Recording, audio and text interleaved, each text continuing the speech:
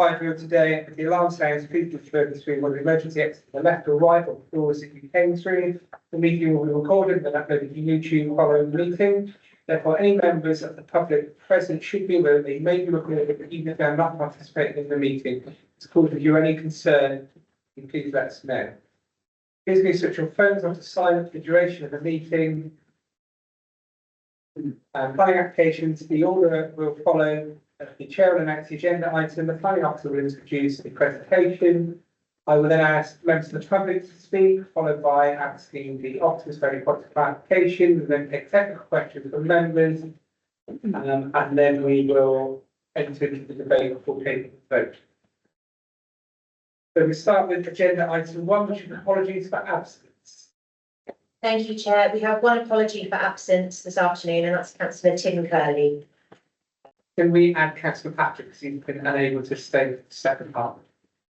Okay, do we want to agenda item 2, minutes of the previous meeting, and then happy through the silence of the true record of the previous meeting? Okay, thank you very much. Declarations of interest. Any members have any declarations here as the chair on agenda items? I'll start this one by declaring that I am also a member of Child Town Council who own a piece of land next to the application 18/04/057 land east of Mount Hinkley. Councillor Wales and Councillor Kent. Thank you, board member, for Child North, which includes this application site. And I will also state that I have, over many years, as some other people here I think have been involved in this matter since I think 2012, various appeals, and I have spoken at each of those, but I come today, I haven't made any predetermination and will view the application as it stands and as it comes. Thank you, Chair. Yes, Mr. Kenton.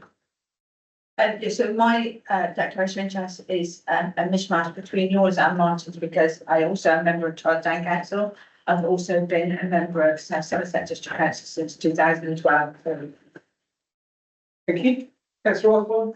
And Yes, many moons ago, I did sit on the South Somerset District Council Regulation Committee when this application came before us. So I'm just declaring that in the interest of transparency.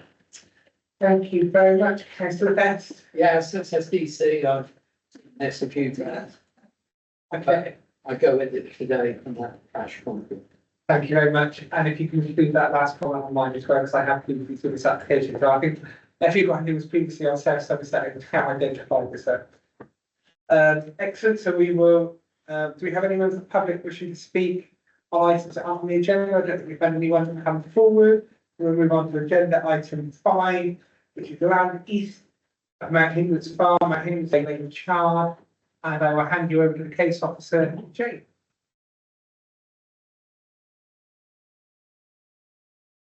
Good afternoon, everybody. So I'm going to take you through this outline application at land east of Mount Hindley's Farm in Chard, a mixed-use development with up to 295 dwellings. Provision of a full-size football pitch, along with community sports pitch, multi-use clubhouse, neighbourhood centre, public open space, and associated works. This is an outline application, so all matters are reserved apart from access. The details of layout, scale, appearance, and landscaping would all be dealt with through future reserved matters applications. This application is brought before members today.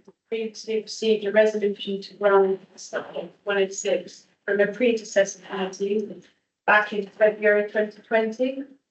It then got held up by phosphates, which prevented the Section 106 being completed at the time. A phosphate solution has now been approved by the Council and Natural England, and as such, the application is being brought back to committee for an updated resolution.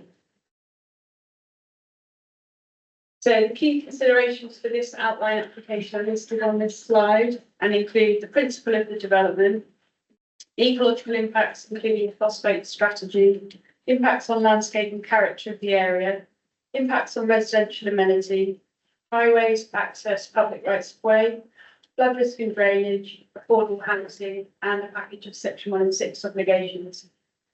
Councillors will have read the report and you'll see there's other detailed matters discussed within there, but for today I'll try to focus on these key aspects that have been updated since the previous resolution.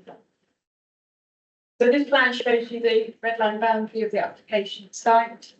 The site currently comprises 103 hectares of land across 3 agricultural fields, separated by a central north-south tree belt here and bounded by trees, hedgerows and footpaths. The site's gently sloping, rising from the east to the higher lands to the west. This plan shows the location of the site in its wider setting, adjacent to the northern urban edge of Chard. You can see my cursor there actually.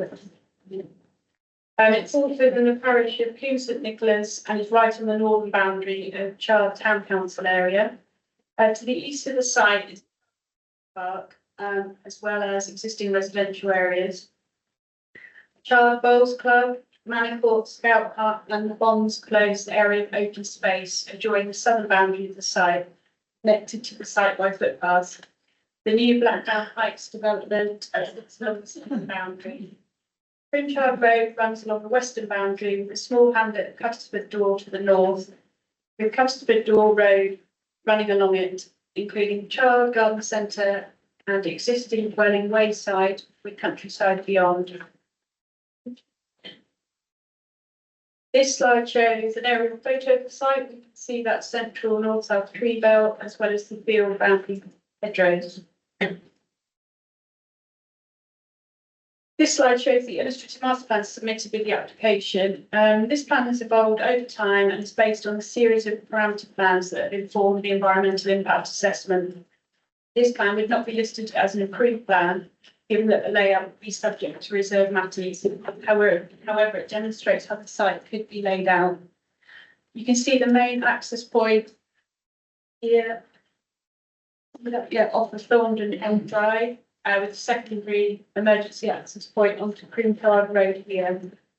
The plan shows 2 main zones for residential development, with a central sports hub area with land, for Chard Town Football Club here, 2 pitches for community use here, along the neighbourhood play area, youth facilities, a neighbourhood centre here with public open space adjacent.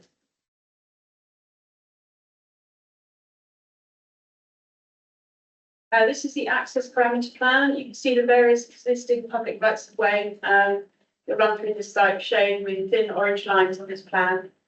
These routes run north-south through the site to the countryside to the north beyond, and also most of the way around the outside of the site to the east and the south, connecting into the urban area to the south, making this a particularly well-connected site in terms of walking. All of these routes will be retained within the proposed development. So just moving on to some photos of the existing site. This is a view looking towards what would be the main access point of Thorndon Park Drive. This view is the view across the site, main access point up the site to the west. This view is looking east across the site down to Princhard Road. You can see that central north-south tree belt crossing the site.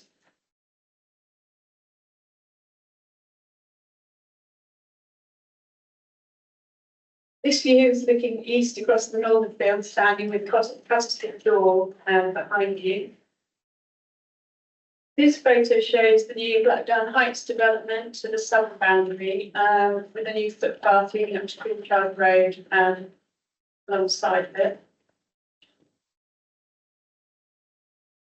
As mentioned, there's an extensive public rights of way network that runs all the way around the outside of this site with a variety of different types of paths. Most of them screened from the site itself with trees and hedgerows. So just moving on to key considerations. Principle of the development. So as set out within section 12.2 of the committee report, in terms of the principle of the development, the local plan is identified as the second largest settlement in South Somerset. It's a primary market town planned to experience significant growth over the plan period. The plan has been slow to deliver in Chard and has been short for housing delivered thus far against the targets. Part of the site shown here is allocated in the local plan as one of the Chard's strategic growth areas. The site is identified in the plan for the potential relocation of the Chard Football Club and as potentially being suitable for delivering employment land within the Chard regeneration framework that was prepared back in 2010. Given that the application site extends beyond this allocation boundary, it is for a mix of uses, including housing, proposal conflicts with this element of the generation plan. The Western Field has been assessed as being good quality agricultural land, and as such, the loss of this weighs against the principle of development. However, in this instance, this would not warrant refusal in its own right. As members will be aware, given the district-wide lack of 5-year housing land supply, the NPPF's tilted balance is engaged, and we are required to consider whether the benefits of the development are outweighed by any adverse impacts when assessed against the NPPF taken as a whole. In the context of the tilted balance, the age of the local plan, and the fact that this site delivers on a number of the aspirations of the Charles Regeneration Plan, the principle of a mix of uses on this wider site has been considered acceptable in this instance, subject to the various mitigation measures being secured through the conditions and union agreement. Ecology. As detailed in section 12.56 of the report, ecological constraints and considerations have been a key driver for this master plan. The majority of the existing trees and hedgerows are to be retained, apart from some short sections of the hedgerows to enable access routes through. Vegetated corridors are proposed around the entire site and the internal hedgerow to retain the existing wildlife corridor function for bats and other wildlife. An additional 1.62 hectares of new structural planting around Cusford Door is proposed to provide additional dormice habitat, as well as providing visual screening between the hamlet and the site. A sensitive lighting scheme for bats will be required by condition. A phosphate mitigation strategy has been submitted involving purchasing of credits from a third-party credit supplier approved by the council. This strategy and Shadow HRA have been endorsed by Somerset Ecology and Natural Kingdom.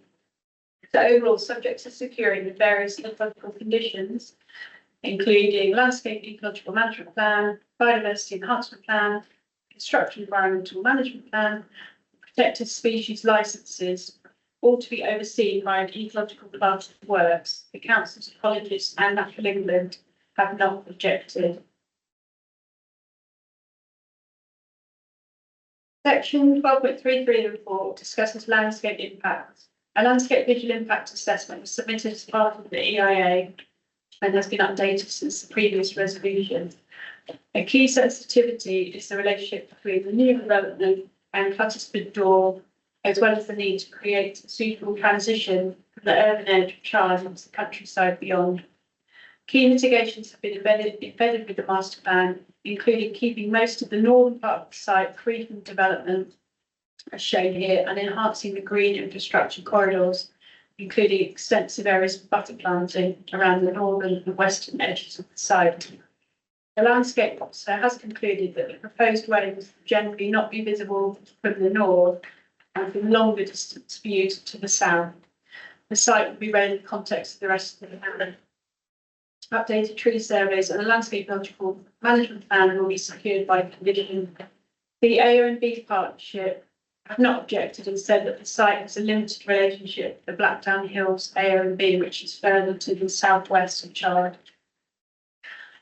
As discussed in the report, residential amenity impacts on any surrounding areas and the adjacent employment area will need to be carefully considered at the reserve matter stage.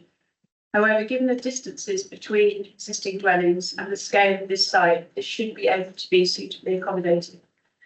A condition has been secured requiring a series of design principles to be established, and future reserve matters will need to demonstrate how they comply with those principles. A sustainable construction strategy will also need to be submitted with each reserve matters application. Moving on to highways, section 12.41 of the report covers highways and access considerations. These plans show the new main access to connect into Thorndon Park Drive, as well as the emergency access route onto Primchard. Since the previous resolution, the transport assessment has been updated and Active Travel England have been consulted, as they weren't in existence at the time of the previous resolution. Following feedback and engagement with Active Travel England, the applicant has agreed to a further 100k contribution towards new pedestrian crossings over Thorndon Park Drive to make it more accessible to cross this road. Contributions towards providing 2 new bus shelters at 2 closest bus stops and Thornton Park Drive have also been secured. There's also an obligation to deliver a formal zebra crossing on Fernham Road. 2 new bus stops on the Crimchard Road will be secured through the Section 106, and the TRO process to reduce the speed limit to 30 miles an hour on Crimchard at this point has also been conditioned.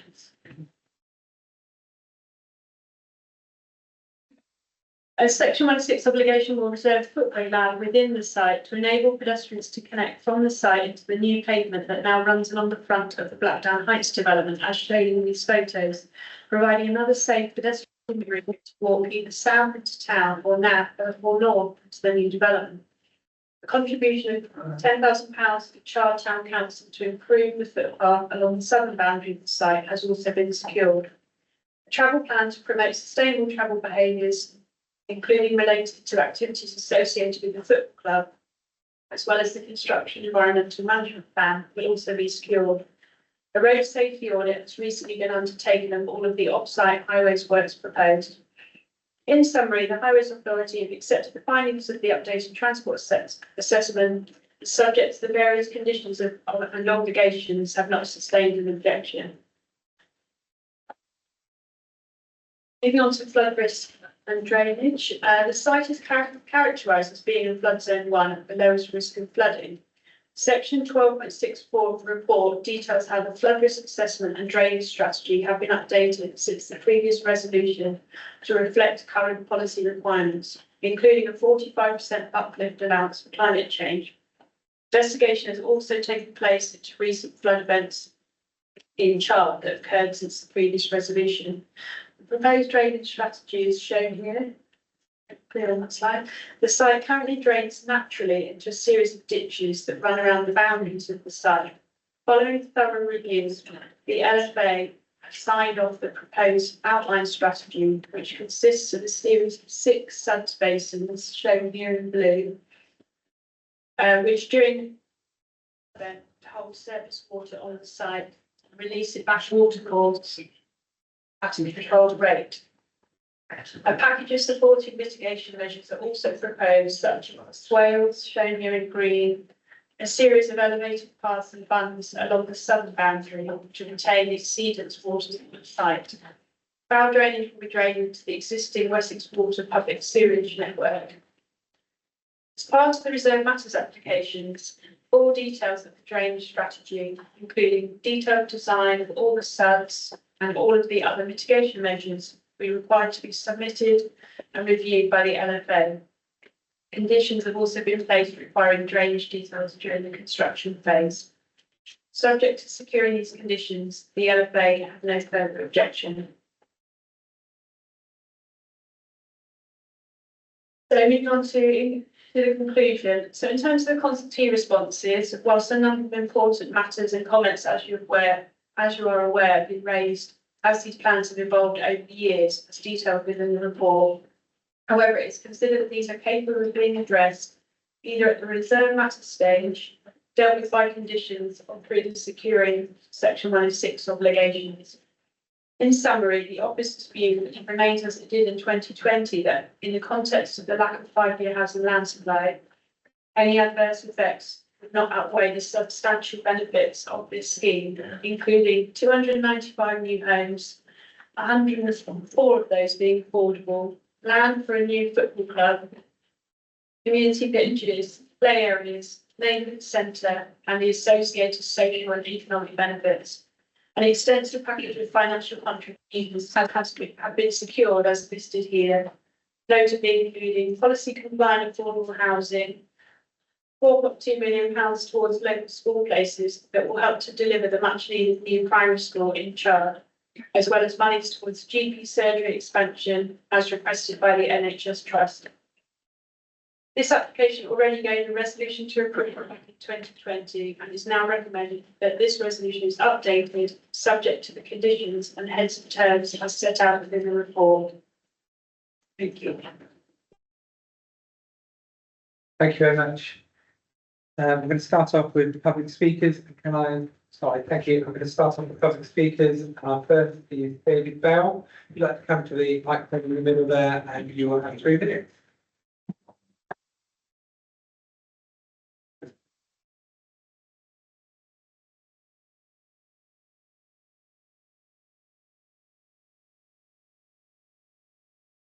Thank you, Chairman. Good afternoon, members. I can't possibly do this justice in 3 minutes, but I'll give it a go. I'm an advocate of planning inquiry consultant and expert witness for planning and highways. The application has failed to undertake local robust consultation with local residents and groups. The applicant, in their statement of community consultation, is relying on the previous consultations for previous applications, and hoping that new residents have not moved in, councillors have not changed, and new groups have not formed. In addition, new plans have recently been slipped in, as recent as the 5th of November. The community points out housing being developed on the path of significant surface water flows without mitigation in the proposal, but they are getting the impression that no one is listening, despite the evidence. Not everyone is against development per se, and we consider that this proposal is on the correct side of the town to facilitate the work trips to Taunton and Yeovil.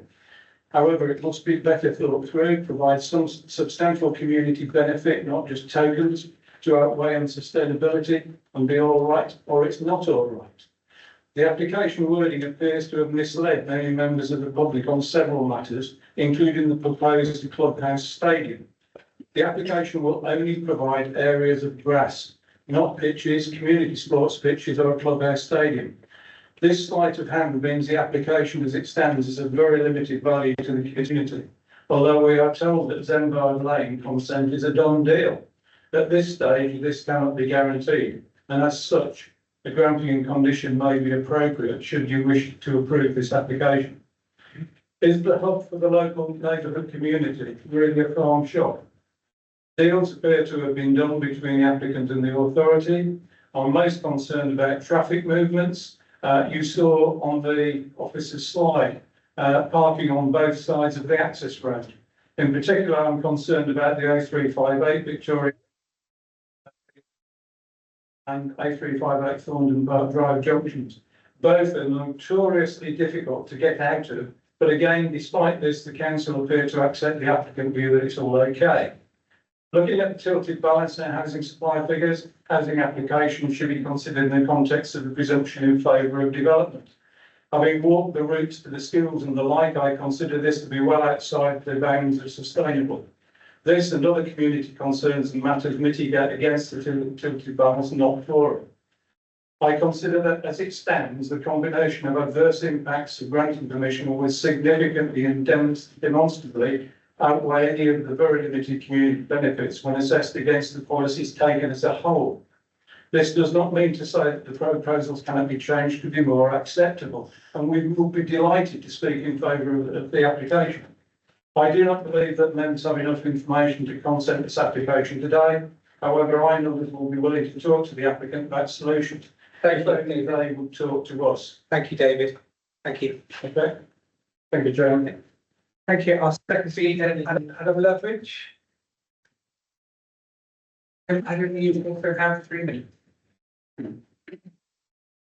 Good afternoon, I'm Adam Loveridge, Acting Chair and Lead Incident Warden of the Child Area Resilience Group, a local constituted community organisation of 944 members. I am very disappointed that the applicant fails to engage with the child community, a community that I believe the proposed residents will identify with. I, along with our warden, spent much of our weekend, including overnight, at sites where flooding is a significant issue. Much of our time was spent evidencing problems adjacent to or at this proposed site.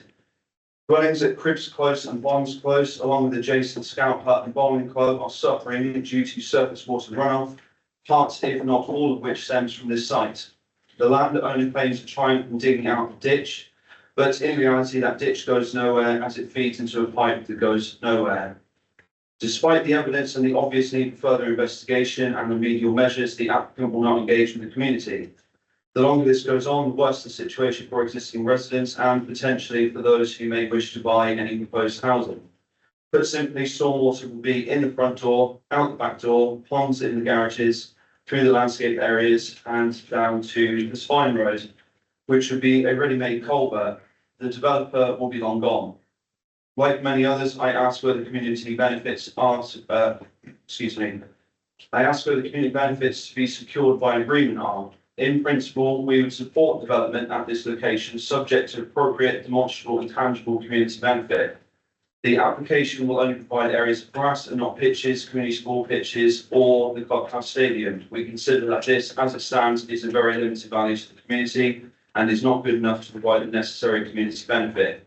I was at an informal meeting where we were told that Sembard Lane consent is a done deal. This is outrageous, as is the lack of in-depth consideration of local highway problems that are obvious to the community and councillors alike, and will be exacerbated by the proposal. Despite all this, members are told by the applicant everything is okay. I do not believe that members can say yes to this application as it stands, given the outstanding issues. I suggest that you defer the matter pending further consultation and investigation and require robust consultation with the community, particularly Chartertown Council and adjacent landowner, which appears to be being left with the problems and costs of resolving them. Thank you. Thank you. Next, I invite Ryan Harris, Chartertown Football Club.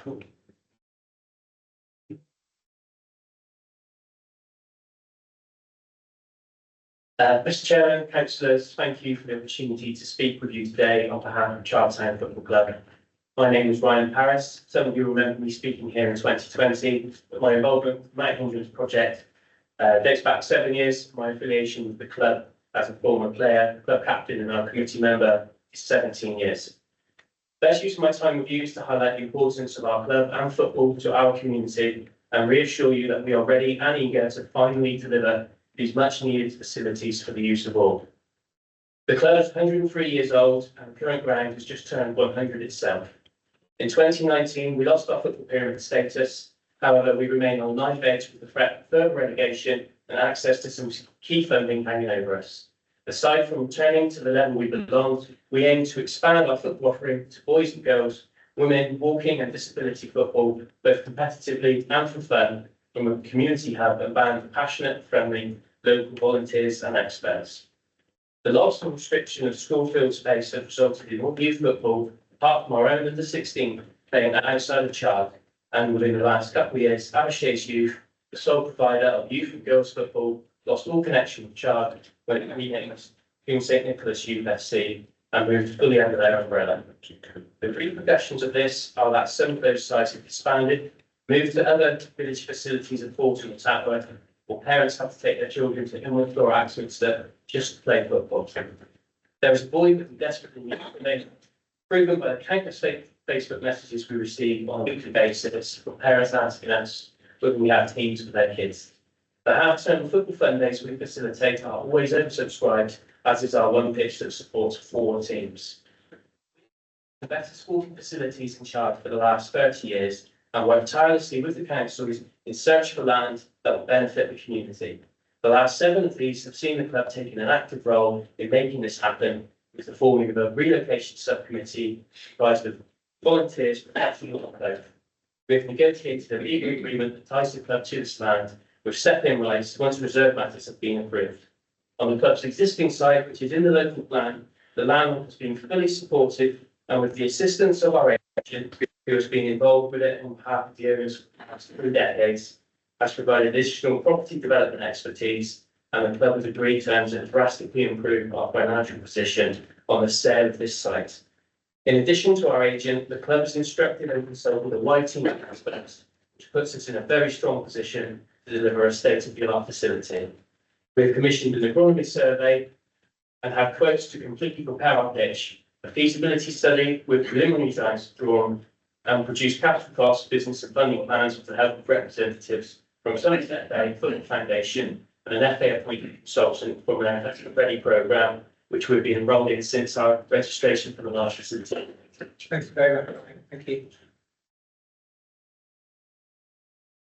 I invite Anne Hunt, and Louise Simmons, who came from King St Nicholas Parish Council.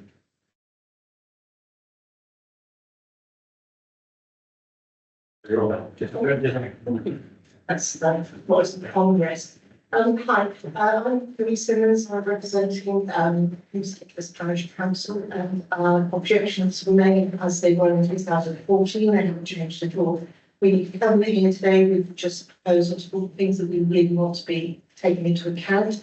The development, as you know, is outside actually the Chard town boundary and is within the Kingston Nicholas boundary, and proposed it would increase the village by 50%.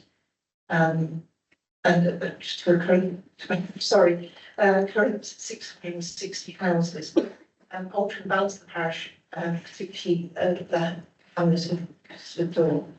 The proposed development is in conflict with the other developments in Chard because the infrastructure is not in place currently at all. There will be a problem with schools, doctors, health, and all those things really need to be put in place. And even the government is thinking about that right now.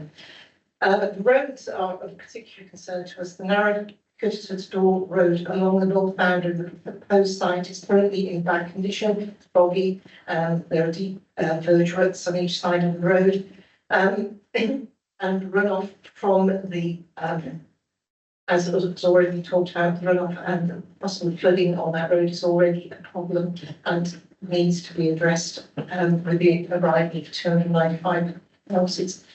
A new footpath access shown coming out of the Dawes Road. Vehicles travel along this unrestricted road at speed, and the plans show there is no provisions for pedestrians.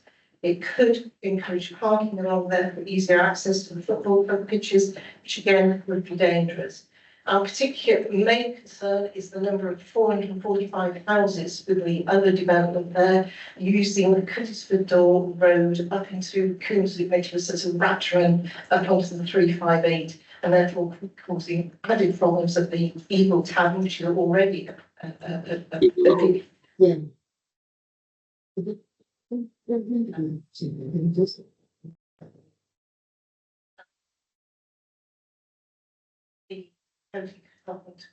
Onto that Cuttersford Door, to the Princhard Road, because obviously construction site and the use of the construction traffic get through Kingston is also going to be a problem.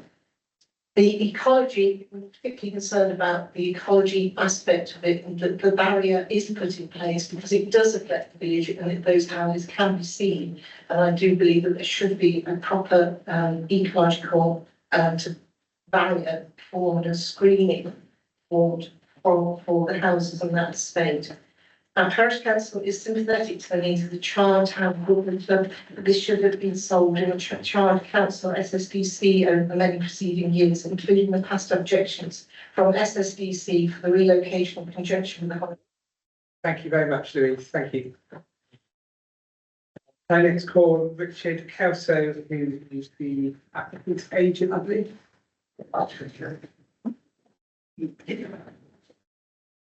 Good afternoon. I'm Richard Kelso from Macbeth Group. I'm the joint applicant for this planning application. As you'll see in the committee report, this application was previously approved by South Somerset District Council Planning Committee in 2020.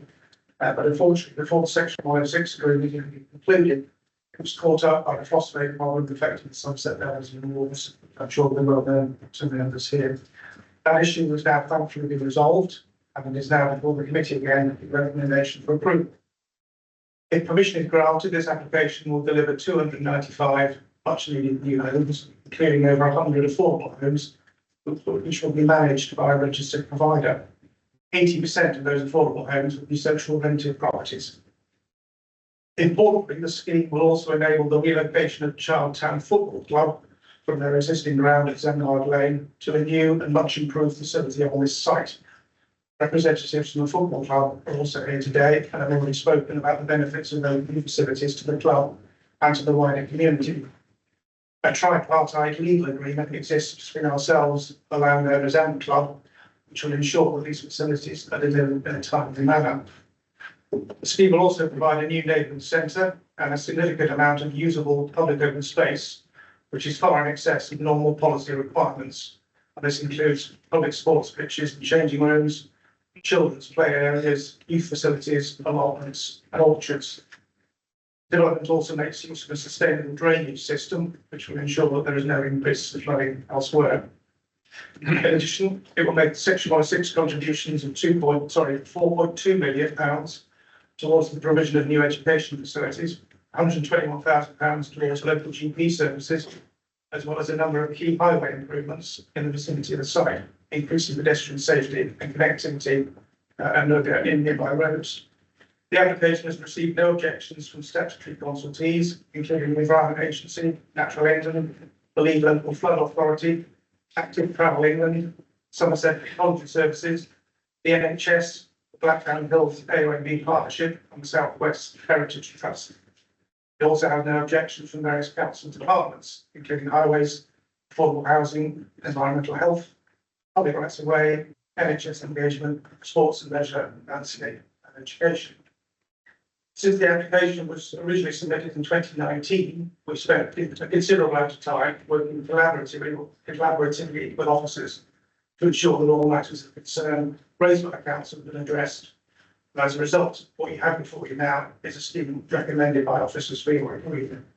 I very much hope that you will accept that recommendation and allow the scheme to proceed. Thank you. Thank you very much. Okay, I'll just go back to the planning officer just to check if there's any clarification you wish to make on the motions that's been raised.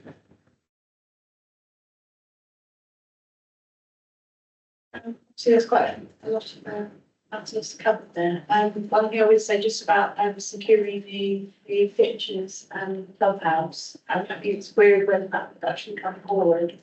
Obviously, there's going to be a section 106 agreement there that will secure that land is to be delivered for those pictures, and that will have to come forward through those reserved matters.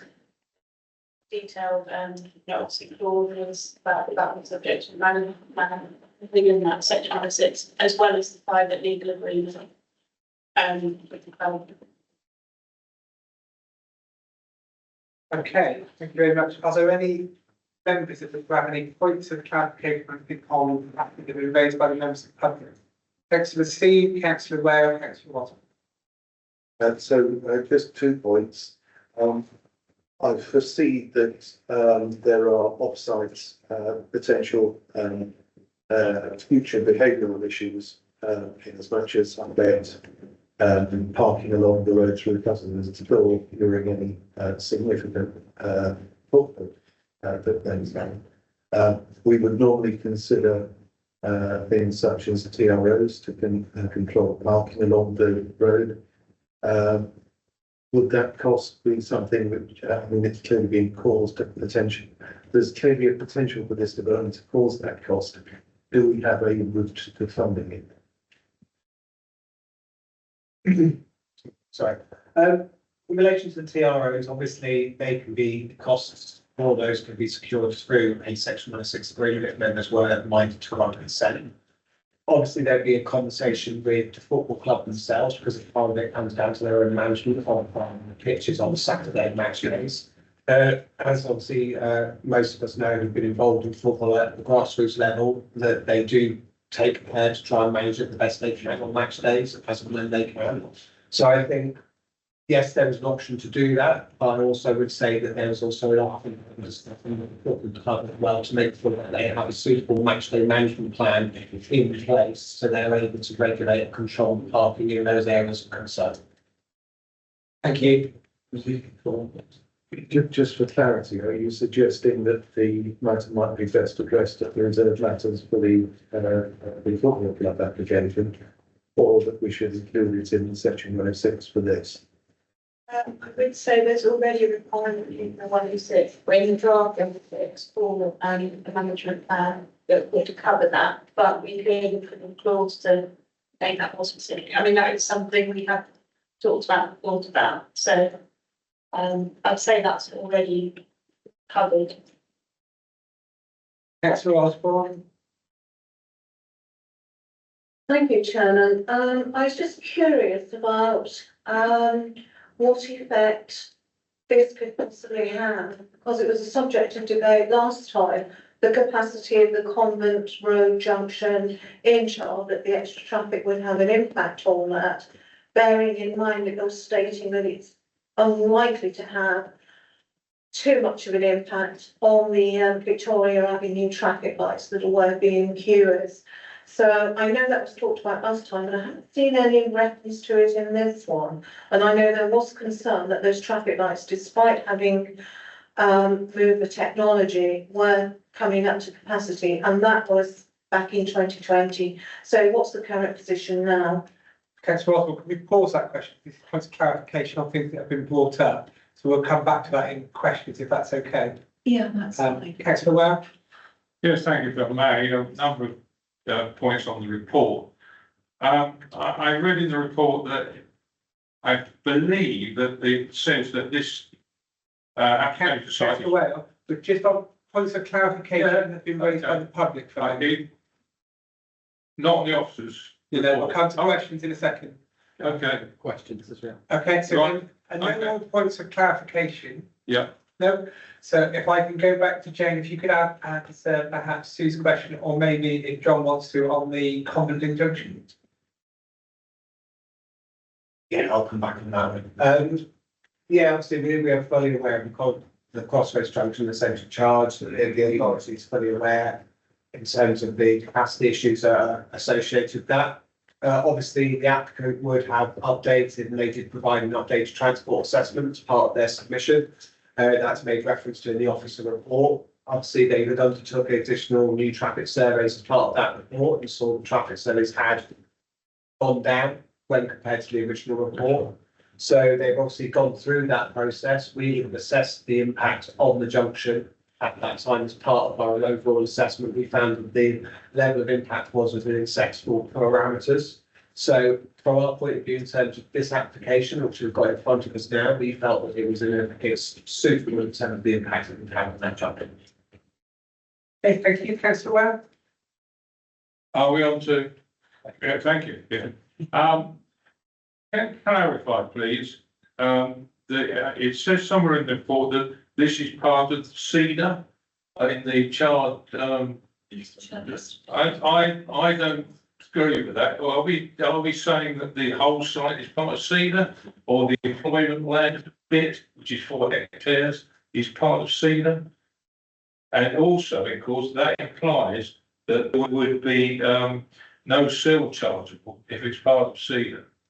And that wasn't the original development plan for Chard. Full stop.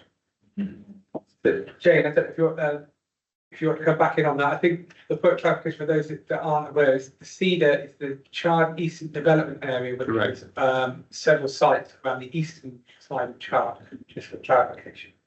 Jane. Yeah, I think slide we showed earlier showing the allocation area. So basically part of the site falls within that Charles Strategic Growth area. Yes. That's identified in the local plan, but part of the site, so half the site does and half the site doesn't. Sorry, can I just come back? Just a second, can we just pause that question? Can I ask Thomas to maybe have a look at that? My understanding of the CEDA site was that it was the eastern side of the chart, and the CEDA area was limited to the eastern side of the chart. Correct. Councillor Ware rightly says it was still exempt because there was an affordability and viability done on that land, and it was deemed that it couldn't pay still as well. So I just wanted, so we can get a clarification on that to confirm that that is set. Although this area that we're looking at today is part of a strategic area where we had identified for growth, it isn't actually part of the CEDA. It was two separate areas. If you want to go back on, would you want to leave that? No, okay. I'm just going to invite Councillor Ware back a second. Yeah, thank you. Yeah, that's my understanding, and also, of course, the only included land within for housing or anything, well, for housing is for employment, which is attached to the south west corner, which backs up the Thornton Park agricultural site, and it certainly none of it was ever allocated for housing. Let's be absolutely under the local plan until the rest of the plan was built out. That's basically. Thank you for that. The other thing was, who will be responsible for the maintenance and development of the community pitches and building? Not the football, but I understand, am I right in understanding that the football club have an agreement with the landowner as well as the developer? So they have some security on their part of this site, but the community part of it and the community buildings, there is no mention in the report who will be responsible for them in ongoing. Will it be Charlton Council? Will it be Parish Council? I think that'll go well. Or who? Who will it be? Jane, do you know the answer to that? Yeah, I think that's a really important point, isn't it? So, in terms of the Section 106 agreement, or the draft one, I understand there's a cascade arrangement where originally we offered to the council to take on that community pitch land. But I do know I think the football club they've expressed an interest in running it for the benefit of the community. I think there'll be like a cascade arrangement, but essentially it's two playing pitches, and then the community changing room essentially would be integrated into the wider clubhouse. So that's still to be agreed through the 106 and discussion of the management plan as to whether it's better to have one clubhouse facility or two separate buildings. Presumably these could be sorted, they will be sorted within the reserve. Nothing. Could these be sorted, or can they be part of the reserve matters hearing then? Yeah, well, that will have to be sorted out through that, what is anyway. Can I just clarify before I bring Martin back? When you say cascaded down through, starting with the town council, are we talking the parish council or Charlton Town Council? Because it fits over that boundary. I think that's something that's going to have to come out through the Section 106 agreement, I'm afraid I'm not. Yeah. And you finished with questions? No, I'm afraid I haven't. May I continue? May I continue, or I'm happy to let someone else have a go.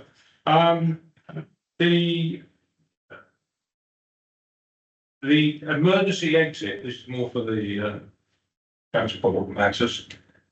How will this be regulated and made certain that there can be no access or entry from this? Because the worry to everybody who knows this site is that, in fact, eventually it'll become another exit entry to the estate, because it's a long way from that access point to Thornton Park Drive, which is the only way in and out of the estate. How can that be secured? That's the question. John, do you actually? Yeah, sure, no problem. It can be secured through many different ways. I mean, John, yeah, thank you. There you go. That's all right. Getting a bit late in the day. It can be secured through many different ways. Obviously through the technical approval process and other ways of dealing with it. The fact that we can look at how we can have that emergency access, so it's bollarded or obstructed for vehicle users. Okay, emergency vehicles will have access if they need to be, but other access vehicles won't be permitted to use it. We can look at that in the details of the full detailed design stage. So that's not necessarily too much of an issue for us. We can agree that through that process. I might come back, Jen. Okay, thank you. Councillor Osborne? Thank you, Chairman. I think my question was actually also clarification that from memory, this particular site we are discussing, it was never designed not to be developed. My understanding was that this site would probably be brought forward in the next stage of the local plan, which is running from 2028 to, I guess, 2035. And in theory, the whole of the Cedar should be built out by then. So this was going to be the next stage. Oh, and the whole of the Cedar was going to include bypass as well, or Allegro, sorry. So there's that bit. My question though, as well, and I do have a question, and it does relate to something that one of the speakers said, and that was in terms of Combe St Nicholas Parish Council. Because as we know, the development is going to fall within Combe St Nicholas's boundary.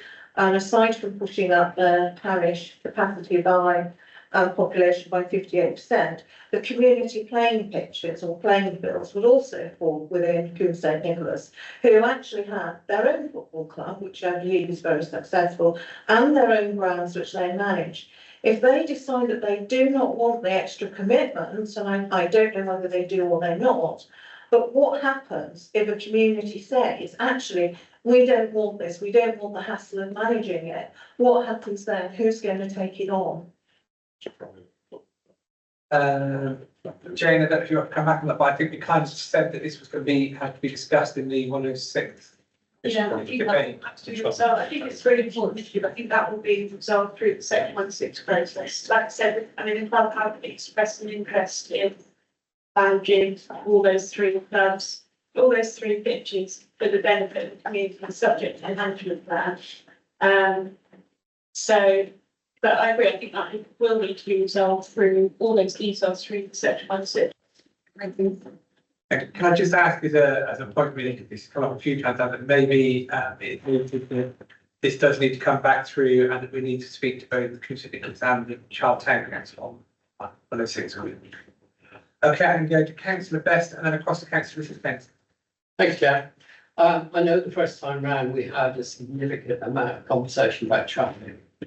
In a normal housing estate, we know that so many bedrooms in a house equals so many cars, but you've got a significant amount of playing pitches and sports fields around this.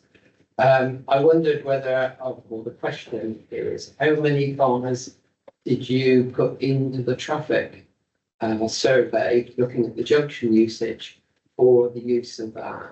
Also, one of the things, obviously, if all three pitches were being used at the same time, that's 90 people without anybody else being there. If you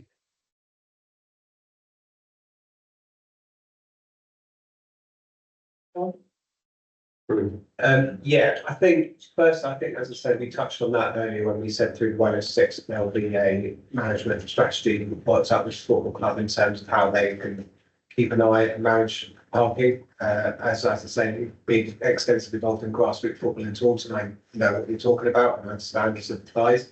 So there is a duty of care to make sure that we minimise on those aspects. In terms of your first question, as I said before, in terms of the transport assessment, they would have taken into account all aspects of their proposal as part of their submission. So that would include the residential, community uses, everything else that have gone with it. They would have contributed to say, and for us to assess how that would have impacted on the junctions. As I spoke about earlier, we assessed that process, the updated documentation, we found that it was acceptable across all of its uses in terms of the impacts on the junctions. So we were satisfied that irrespective of whether it's community use or residential, we were satisfied the highway authority that it works in the normal parameters that we were content with. You've covered the question, if you haven't answered it. How many cars did you put in? So in terms of actually creating the survey, that's not down to the highway authority to do. We interact with what is put in front of us by the applicant through their transport assessment, and then we assess the transport assessment.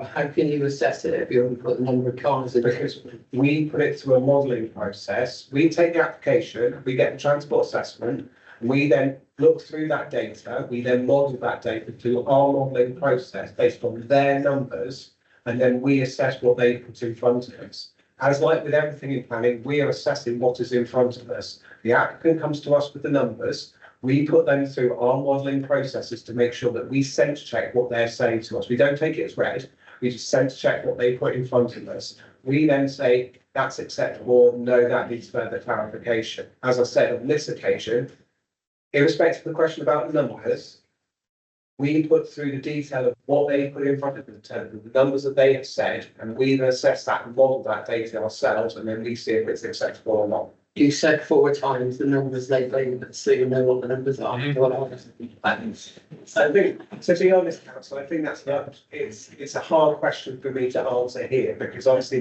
it's not a specific number, there's a number of different figures that they would have put in. For me to sit here and say, they did this number, they did that number, I don't know. I'm just telling you in terms of the overall picture of what was put in and what was assessed, and we found that the outcome of that was that it was acceptable. Thanks, Mrs. Fenton. Thank you. I've got a couple of questions. So the first one is regarding the provision of the football pitches and, the land that's going to be jut back for them, but also the, community hub type thing. Is that just going to be a piece of land that says, there you go, there's a bit of land, you can build something on that? Or are they going to build us? Because I think in charge of youth club is desperate to be replaced. So are they going to allocate a piece of ground that said that's it? Or are they going to build us a community building and give it to somebody as a community building?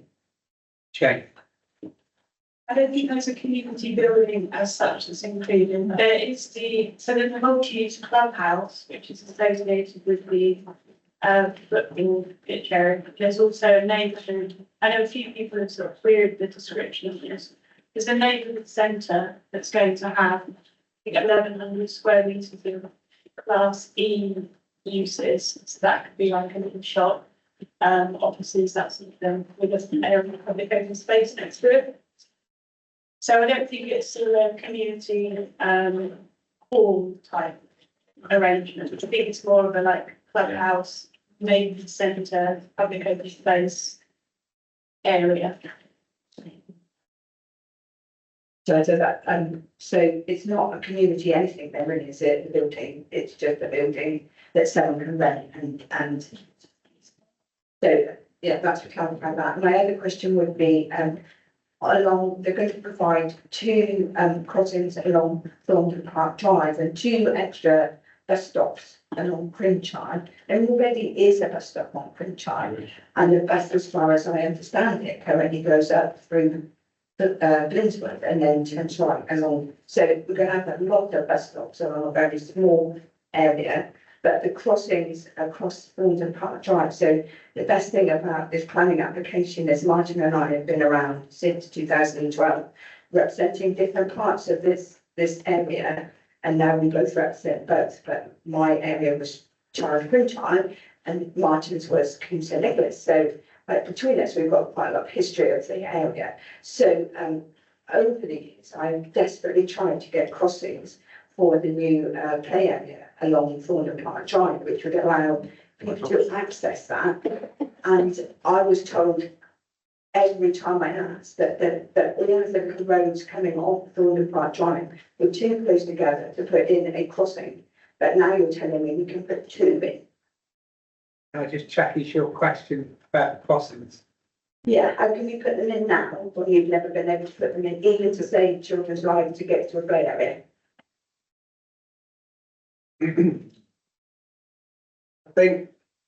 I appreciate, obviously, as you said, you've got a bit of history in terms of knowing the site and everything that's been going on. Obviously, as things move and change and go on, guidance changes over time in terms of what we can do and what we can't necessarily. Obviously, from this point of view, as we've said, is that Active Travel England are also become a statutory consultancy as part of the planning process. And as Jenny said, they were consulted as part of this process. So they've obviously put in with the recommendation for connectivity.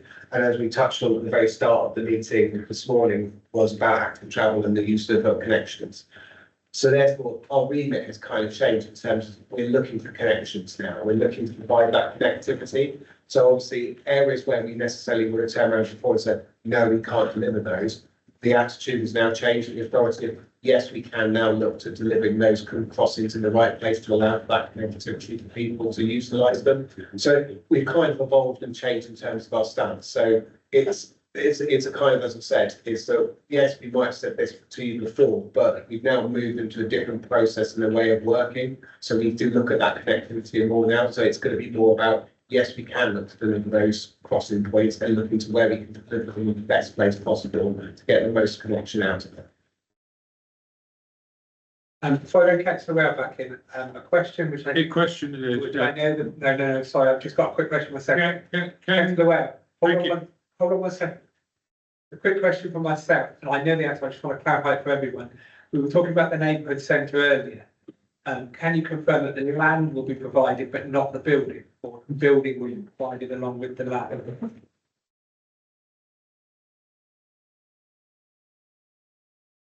Well, I guess here it's this outline application, is it? So we're approving the principle of that use, and then that will be taken forward into the reserve matters. So when they bring forward the reserve matters, that would be included as part of it.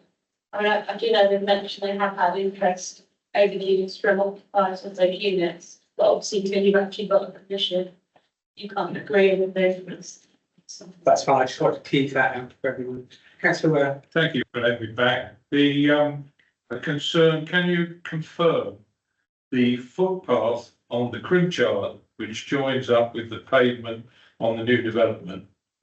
Can you confirm where that actually exits this site? Because you may not be aware, or are you aware that this is the safer route to school in Coombe St Nicholas, unbelievably, because nobody would ever walk it if they want to look after themselves. But anyway, can you confirm that because it appears to me that it now deviates halfway down Cutter's Door, whereas before it went along the top.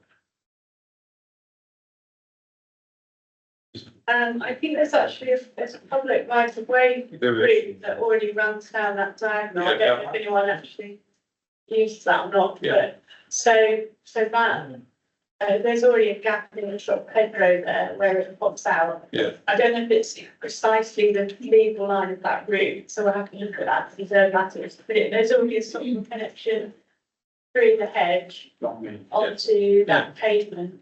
Yeah.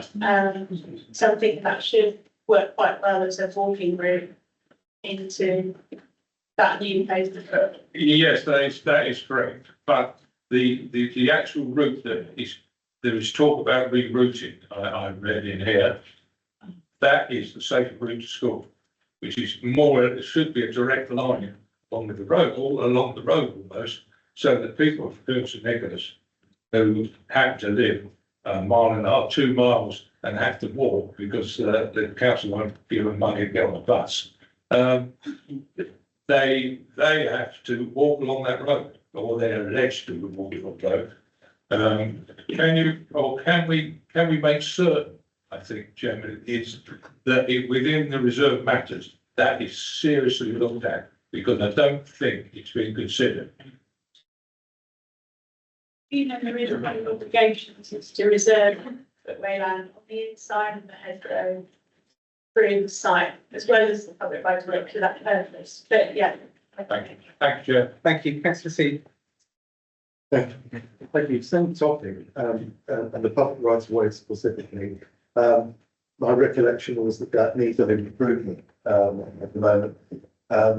Would the improvement be a matter for the outline condition being pedestrian access, or would it be a matter for the reserve matters? So which bit precise and which part of the So the public rights of way you referred to earlier, which runs from Broad down to the southern edge of the site. My understanding is that that is quite rough going at the top, to say the least. It is obviously a wider benefit, not only in the Joseph area, but also recently permitted developments at Cuttersford School.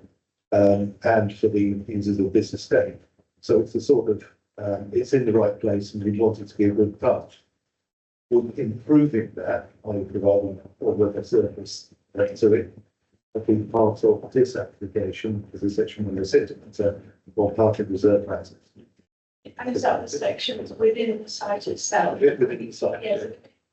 Site itself, the idea is all those public rights of way routes will be retained within the site and then designed appropriately. So through the reserve matters application, that would be done automatically, because when they do the design, that right of way will be designed. There is actually there's a condition and also section 106 obligation for a scheme to improve footpaths and cycle links. So I feel like it's covered in quite a few places, that one. Thank you, councillor Osborne. Thank you. It's just a bit of clarity on the local centre, because I noticed that it's not part of Appendix 1, which is the heads of terms. And I would have expected to have seen that explicitly stated in the heads of terms. So it should clear as to just what is being provided, whether it's land only or land plus facility, especially as it's supposed to have been constructed before the occupation of the hundreds dwellings. So who's going to be doing that? So it's just a bit of clarity as to why it's not in the heads of terms. Because that's where I would have expected to see it concreted in, so to speak, and not in the next bit, which is conditions and informative.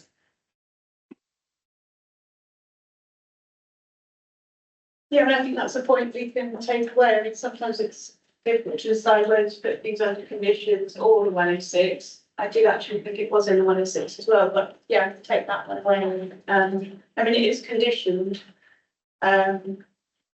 I think we tend to put things in the 106 when there's a financial issue, but so no one else covered. But just to come back, in this case, my understanding is that in order to facilitate that local centre, the developer or whoever would be providing the land for that, and it's not clear as to whether they'd be building it as well. So if they're going to be building it, and if they're going to be providing the land, which in effect is a payment in kind as opposed to handing cash over, surely that's where it should be, so as it's absolutely concreted in and locked in. Because as we all know, conditions can very easily be varied.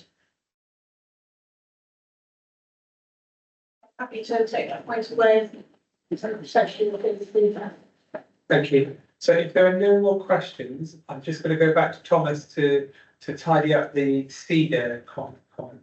Thank you, Chair. Yes, the Child Easy Development Area included both employment and housing allocations. So what Jane said before, the allocated part of the site was relevant. For the four hectares, I believe. Martin. Is that the 4 hectares of employment then? I think, I'm not sure in that, yes. Yes, you did. Yeah, thank you. Okay, thank you. If there are no more questions, I'm happy for us to move into the debate. And who would like to start us off? Can I take all member? Yeah, you go for it. Yes, I'm looking at you both. We might do a double act on this one. It's strange to sit here talking about this again and looking at old faces. I don't think that really. But let's face it, we're all 12 years older than when we first looked at this, and I'm delighted to see the football club here. I've always supported the football club as well as I can. I haven't always agreed with them on various matters in planning, as they well know. I've spoken against this application in the past, so I will state that now. But on this occasion, I've come to the conclusion that we have reached a time when we draw this one to a finish.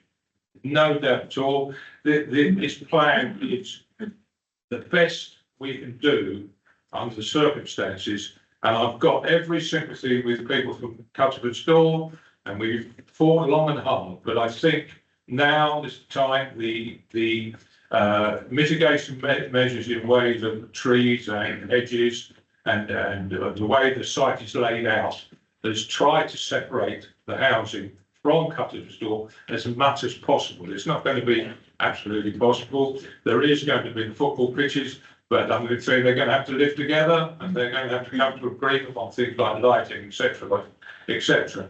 So I actually, and I'm very early to debate, Chairman, but I'd actually like to propose we accept this application. But if that's not right at this moment, perhaps you'd come back to me. But one of the things that has been discussed is the flooding. Now, anyone who knows this area knows that I know it's in area A, floodplain A, whatever, and they say it doesn't flood. Well, quite frankly, I think we've got to look at it as local flooding in that case. And local flooding in this case means that Cutterford Store Road is generally flooded in any reasonably heavy rain. And some of the latest episodes of rain we've had are not reasonable, and it's been blocked and flooded I don't know how many times in the last few years. So, and also, of course, the fields, particularly where the football club are going to go, are extremely wet when any sort of rain at all. So I looked at the flooding map, and there's attenuation ponds on 2 sides. The only place that I can seem to put any any application planning, drainage planning, is where on the Cutterford's Door roadside. And I think that is essential. And what I would like to ask is that before or when the 106 is put together and when the matter comes back, that the board members could be consulted on the flooding side of things, because it is really, really relevant to us as ward members and to the parish and to the residents, particularly of Cutterford's Door. It's a real concern. So that's whether that can be agreed now or not, I don't know. But and the other matter, a small matter, is the fact, as we've been told, this application is solely within Coombs and Nicholas Parish. We've heard that. We've heard the 50% increase, and when we look at the 106 agreement, particularly when it comes to education, we must consider Coombs and Nicholas School. It always talk about Red Star School in there, we talk about the other educational facilities, but actually the school in the parish in which these are going to be built is Coombs and Nicholas School. And when it comes to 106 agreement, they must come into it, because at the moment, 50% of the pupils from Coombs and Nicholas School, which is over 100, come from Charles. So it should be part of the 106. And I would also ask that board members be involved in that matter as well. Apart from that, as I say, I think I've said all I want to say as a board member, and I would be right to say I have opposed this in the past, both at the original hearing, at the inspector's hearing, and somewhere else, and I can't remember where, and also at the regulation committee. But it was passed at the regulation committee, it is back to us today, and there is very little difference between that application, which was passed in 2020, and what we have here today. And I would recommend, as board member, that we approve this application, Chairman. Thank you. Thank you, Councillor. I've just checked with the officers up here, and more than happy for things like that to come back to myself and yourself and board members. Thank you. Thank you. I'll pause on your proposal for a minute whilst I speak to the other board member, and then allow a few others to speak. Yes, Mr. Kelly. Thank you, Chair. Again, as Martin said, we've been around with this one a few times, and I am one of the members that sits there when everybody else's planning application comes in and goes, oh, we've already decided on this and now we're going to go for hours of it. So like, I don't want to be a hypocrite. I'm not going to second it, but I also agree that this has probably got to go through. But there are so many people involved here, and a lot of them are in this room. We've got people from the football club, we've got experts from Chard, from CARD, for flooding. They're all here in this room now, and they should all have something to say before we go to bring reserved matters forward, because there's so much that both Coombs and Nicholas and Chard needs that this could provide. And we don't want to be going, oh yeah, no, we'll have some sort of land at that with some sort of building in, or maybe we'll have a pawn shop or whatever, when there's a big community need in the town for youth facilities. So I think that I would like to see conversations that involves anyone that's got any relevant input into this, including the Parish Council, the Football Club, CARG, ourselves. I just think that before you come back to us with something that we're all going to pick to bits, it would be nice to be involved in that. Thank you, and I'm sure both the developer and officers are listening to the debate. Who would like to next? Councillor Best? Yeah, I think the reserve matters, the 106 and all that is going to play an absolute pivotal point in getting this site right, because there are so many issues involved with it. But like I say, this has been around the block before. I have seen it before. So I think it is. I do agree with Martin that it's time to move it on. But the reserve matters and all of the 106, plus the actual layout of the site, and that is going to be so important and involving everybody that's here around and get it right. I think that's the thing. We're going to go councillor Seaman and then councillor Osborne. Speaking of somebody who hasn't seen this before, and I think I'm the only one, maybe not. I was really pleased to see that the officers have taken the time to refresh the flood risk in the light of the more recent child flooding events. It gives me confidence that it is a very robust solution. I'm pleased to hear that there are routes in here to improve the public right of ways that cross the site, because one of the things this does very, very well is it does do walking and cycling very well. It does the connectivity bit, and that's very important. I think we still have some further work to do on the custodianship of the pitches, but that's clearly something which happens behind the scenes. Alongside, I suspect any issues for future traffic management or through Cuttersford Store, which was a lesson I've learned in my patch up in Britain, where we have the airport car parking excitement. Clearly the community centre land needs to be sorted, but setting those matters aside, I actually think this is a very good opportunity. I think a lot of things have come together, and I'm very pleased to see this. So I shall be supporting it. Councillor Osborne. Thank you, Chairman. I would certainly support what Martin's saying on this one. It has been round the block. It was only turned down by the inspector in 2015 in order to give the Cedar development area a chance to build out, which unfortunately it didn't do. One of the problems that's causing our lack of a 5-year housing land supply is causing some very real problems and issues, particularly for smaller settlements, is the fact that the major towns like Charlton, like Yeovil, that they haven't built out at the rate that they should have done. So they are actually seriously underperforming. And I think from the numbers that were given in the officer's report, you could say that Charlton was falling way short of its target of 1,800 houses and much needed facilities. So I do believe that in terms of the tilted balance, that dreaded phrase, in terms of the tilted balance, it is compelling. There is compelling reasons and evidence as to why this application should now be approved. Thank you very much. Is there anyone else that wishes to speak at this point, or are there any other matters that anyone would like to have clarified?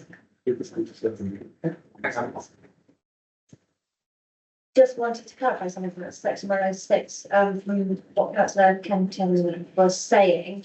The heads of terms that we have before us are for the 106 that will be attached to the outline permission. When you come back with reserved matters, you can't have a section 106 attached to reserved matters. So I don't know what you were expecting on top of what is already within the heads of terms we have before us, really, in terms of negotiation. It's usually, it's set out there. I mean, if council wanted, and it's usually negotiated with the applicants to get to this stage of the application. So, I mean, in terms of the playing fields, and pitches, I do see it says full details of the scheme. So it says the land transfer for the pitches, on-site delivery of the pitches, contribution, on-site delivery of changing rooms, contribution towards delivery of community use changing rooms, and the maintenance community, some pitches to be delivered by the Football Association Performance Quality Standard, full details of schemes to be included within reserved matters applications. But and I did note that on the report it did mention the clubhouse bit, so I don't know if that needs to be ensured that it is in that heads of terms there, clubhouse or hub or whatever you want to call it, as long as the applicant that has gone through the negotiation with the applicant to this point. Can I just check, Councillor Clayton, your comment about the building, are you talking about the community building or shop, or whatever you want to call it, rather than the football bits? So I think what Councillor Scanlon was saying is, does this application need to provide a shop or complex shop office, or does it need to provide a community building? Is that correct? Yes. Through the 106, there isn't, doesn't appear from the Hesel Terrace that there is any provision in the negotiation with the 106 for that building, but the application includes I think it's Class E development in any event. Yeah, it's included as a condition, Right. but Yeah. potentially it could be to 106 instead of the communities. It could be that. We could put it in, yeah, we could put it in 106, we could have it in both if you, so, yeah. Just to go back to Councillor Scanlon. So I don't propose to change the section of 106 today, but is it possible that in a condition that we condition that the community building is example of what says on it in? It's a community building for the use of the community, not somewhere where I might rent and sell my knitted pom-poms that I'm making when I'm at I'm working down. For instance. Yeah. Well, my, someone can correct me if I'm wrong, but I don't think that kind of use, like a dedicated community hall type use is part of the proposal. I think it's a building with, Class E floor space, which is quite flexible and accommodation as well, potentially. So it's more, a few shops and offices rather than community hall building. So this probably isn't going to make sense to everyone, but I'm guessing similar to you see in like the Abishay's estate in Chad, where you have 3 retail units with maybe flats or accommodation up above. I'm sure they're similar in seven estates. Yeah. Okay, I think that's the best. Yeah, I know Martin mentioned St Nicholas School. Is that within the 106 with the education and not just the schools in charge? I believe the 106 specified education in that specific school, is that? It does, yes, it does. Yeah. So that would be. But the education authority could define it. Yeah.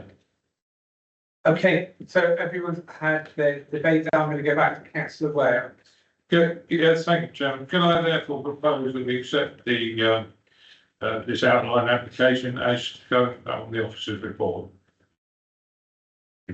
Can I just check, did you want to add something in about, we spoke earlier, my memory is failing me there, about coming back to board members on something? I can't remember what it was. On flooding. Yeah, flooding, yeah. During the reserve, they'll be doing the reserve matters, I suspect. Yes, so I just checked, so you're happy to take the officer's recommendations as they're read with an added condition of involving myself and the board members in a discussion of flooding before the reserve matters come back, is correct? Thank you, yes. Thanks, Ms. Benton.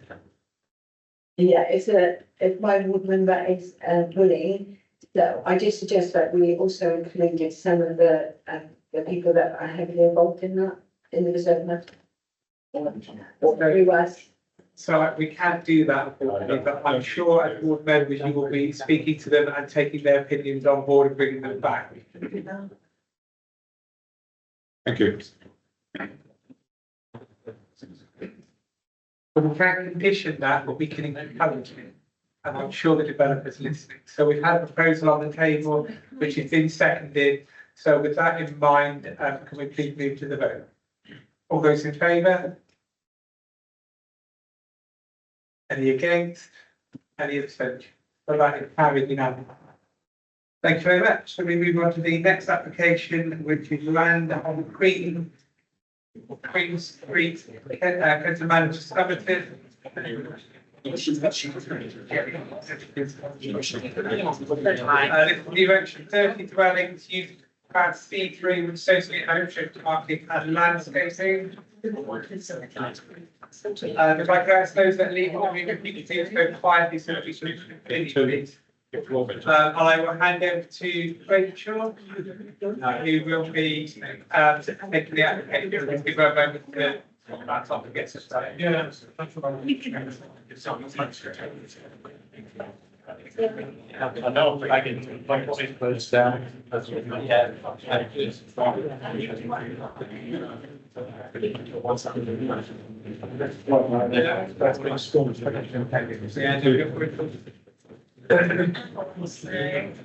Well, we'll see.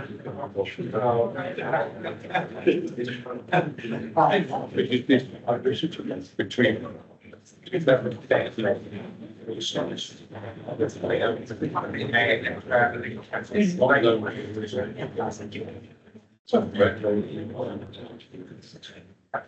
Okay, how are we doing?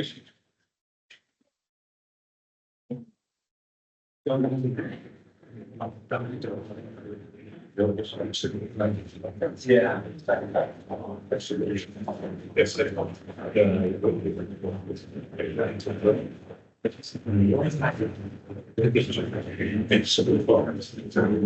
Okay, so we are looking at the land up Green Street, Kempton Mandeville, Somerton, and I will hand you over to Rachel for the presentation.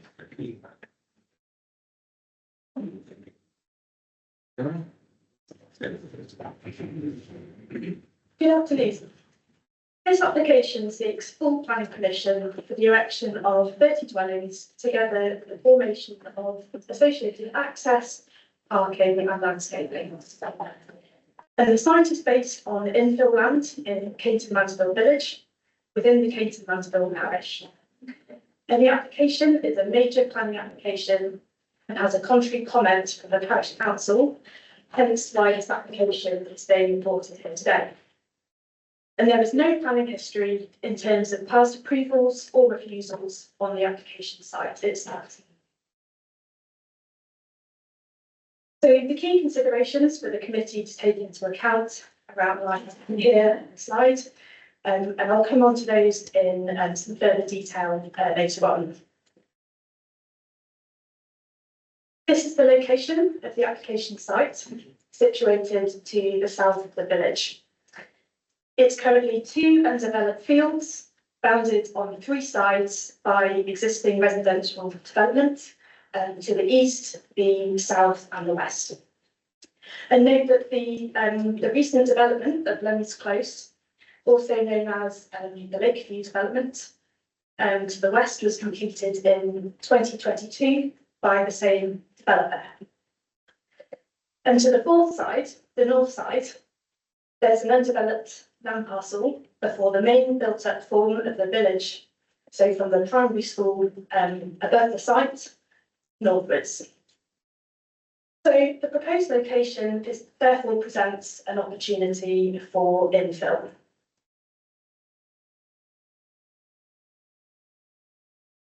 Slightly zoomed in now, showing access. So vehicle access proposed from Church Street to the south, and that's formed by the demolition of the bungalow known as Oriana, which lies on the southern boundary of the proposed development. An additional pedestrian access is also formed on Queen Street to the east, and also a pedestrian connection onto the public right of way, Lemons Close, is provided to the west. And this provides cross connectivity within and throughout the site. Here's a satellite image of the site.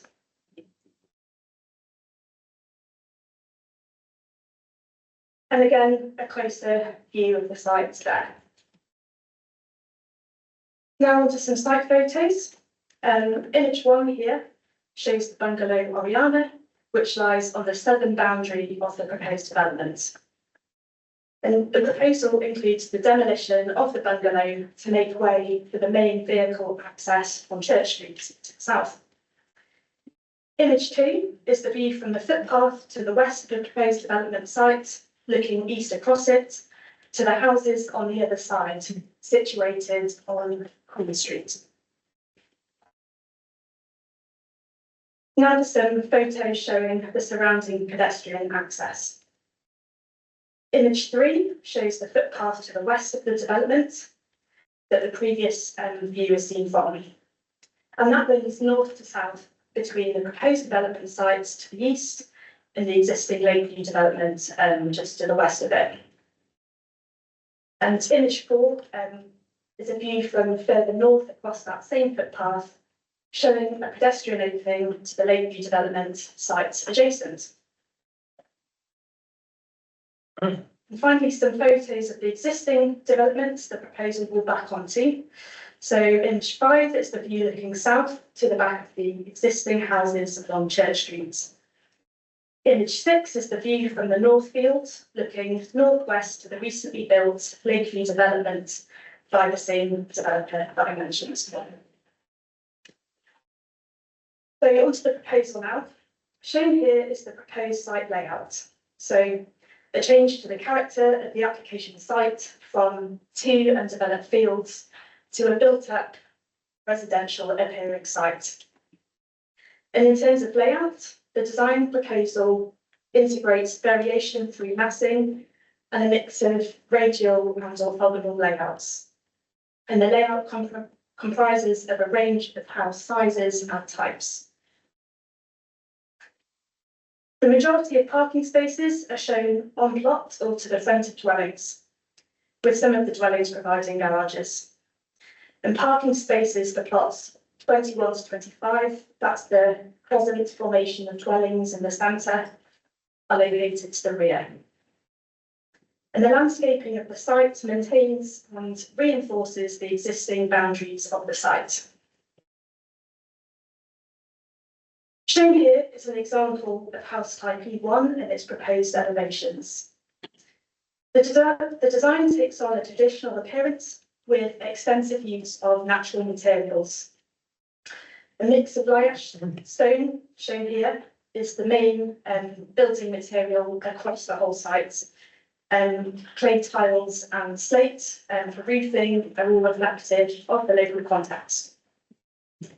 There's a good level of architectural detailing across the facade, creating distinctive door and window surrounds and adding visual interest, but with variation too between different house types, contributing to a dynamic street character. The following slides will now cover the key considerations in some detail. And for each, I'll give an outline of the concerns raised, and then we'll run through the points on screen to finally conclude these issues. Starting with the principle of development. Concerns were raised with regards to a lack of local housing need, limited existing community facilities, and adverse effects on the village's linear structure. And for background, Cainton Mandeville is defined as a rural settlement under policy SS1 of the Somerset Local Plan. Policy SS2 strictly controls development in rural settlements, but permissible exceptions include proposals meeting identified housing needs, particularly affordable housing. Rural settlements as a whole are identified to deliver targets of 2,242 homes over the local plan periods. Just to note, this figure is not a development cap. That's particularly as South Somerset has a supply of just 3.44 years. So in summary, the proposal addresses this shortfall and supports housing delivery targets. The proposal complies with local plan policies SS1 and SS2, supported by the presumption in favour of sustainable development. And while concerns about limited facilities were raised, we deem that Cainton Mandeville meets the sustainable development area test, as it offers a combination of local services, transport links, and also facilities to support growth, as per policy SS2. Now on to residential amenity. Concerns were raised here about adverse impacts on existing and future residents. And therefore, residential amenity is a key planning consideration here to ensure a balance between development needs and community wellbeing.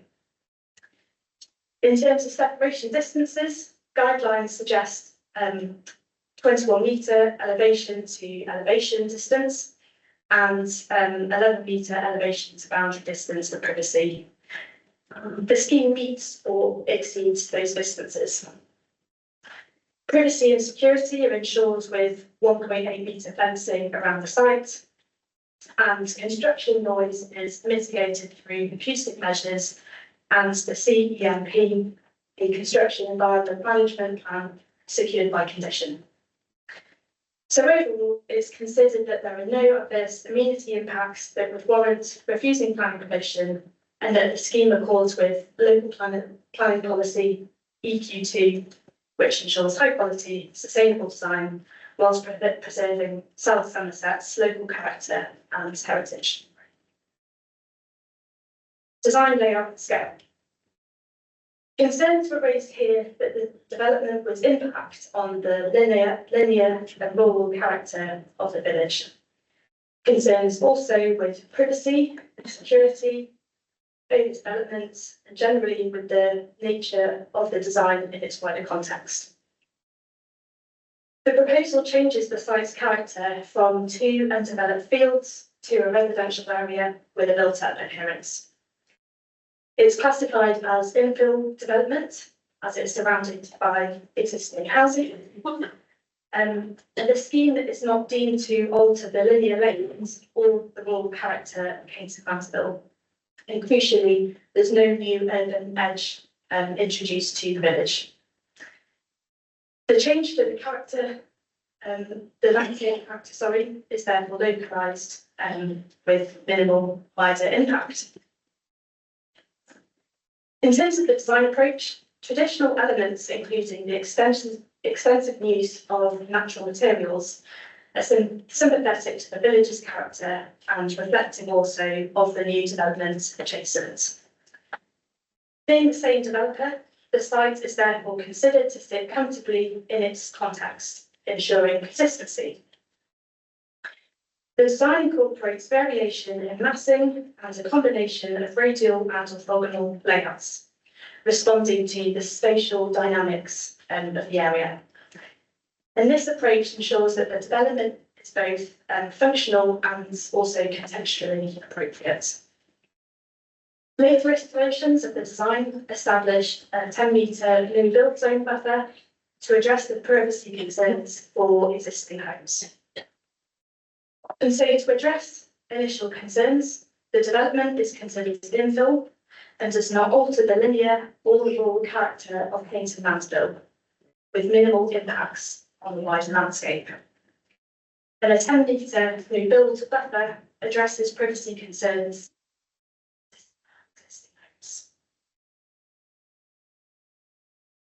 Issues were raised about highway safety, traffic volumes and pedestrian access, especially around the Queen Street, Church Street crossroads. The proposal meets policy TA5 requirements for safe, inclusive access by foot, cycle and also public-private transport without compromising safety or the local road network. Traffic surveys show minimal increase in traffic, just 12 vehicles per peak hour. And the independent road survey audit confirms no severe safety issues will result. And access includes 5-metre roads, visibility spurs and pedestrian connections to local amenities. And so addressing accessibility and safety concerns. So in summary here on this theme, the development's impacts on the local road network will be addressed and mitigated through a series of highways improvement measures and finalised through a Section 38 agreement. Surface and foul water drainage. Concerns were raised regarding surface and foul water drainage, particularly with regards to the capacity of the sewer system and potential flood risks.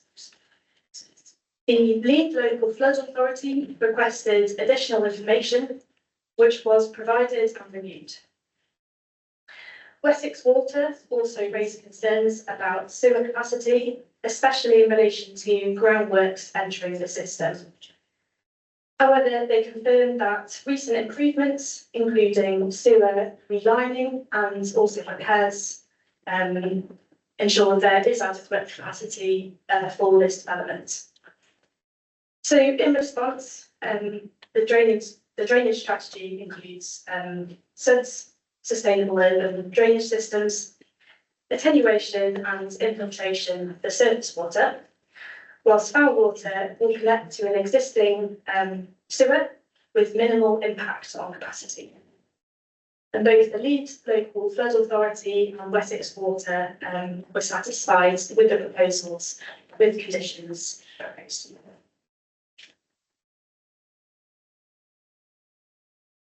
Now on to heritage assets.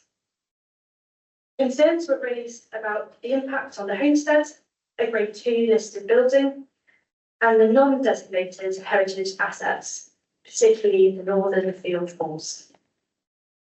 The site is historically significant as part of the local quarrying heritage and considered part of the setting of the homestead, which the concern is directed at.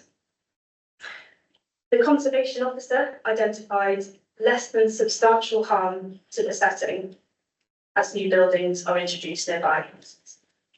Mitigation includes restoring the historic field walls, relieving the pressure from the quarry soil, and reintroducing orchard planting reflecting the historical use of one of the fields. And the less than substantial harm to the homestead setting is weighed against public benefits. Partial mitigation includes against the harm includes all restoration and enhanced historical features. And lastly, on this point, archaeologically speaking, no significant issues were identified by the historic environmental officer. Ecology. The development's impact on Somerset Levels Ramsar site is addressed as a regulation 63.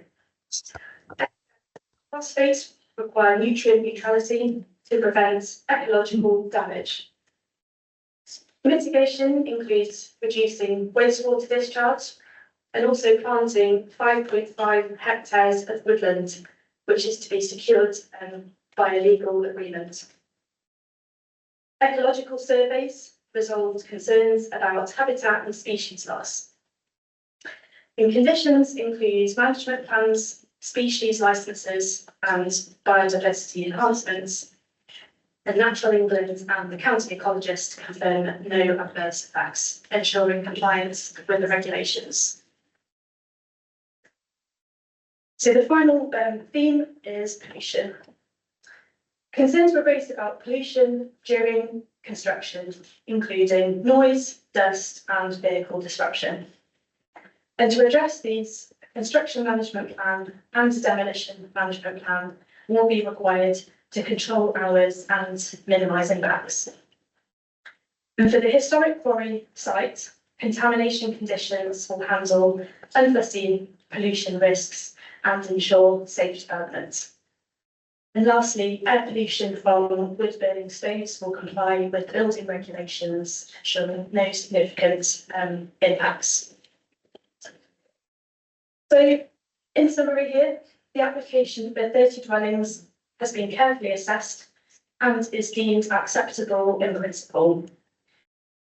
This is considering the site's infill nature and lack of a 5-year land supply, which weigh in favour of the development. The design scale and size are appropriate for the character of the area, and concerns regarding privacy, high-rise drainage heritage, and also ecology have been addressed through mitigation measures, including Section 106 agreements and planning conditions. The public benefits also outweigh the identified less than substantial harm to heritage assets. Therefore, as summarised, the key issues raised here are deemed acceptable. Thank you. Thank you very much. So we move on to public speakers, and we'll start with Fletcher Robinson from CPI.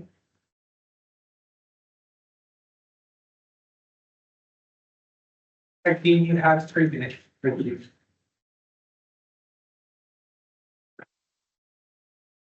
Let's just make sure this is on.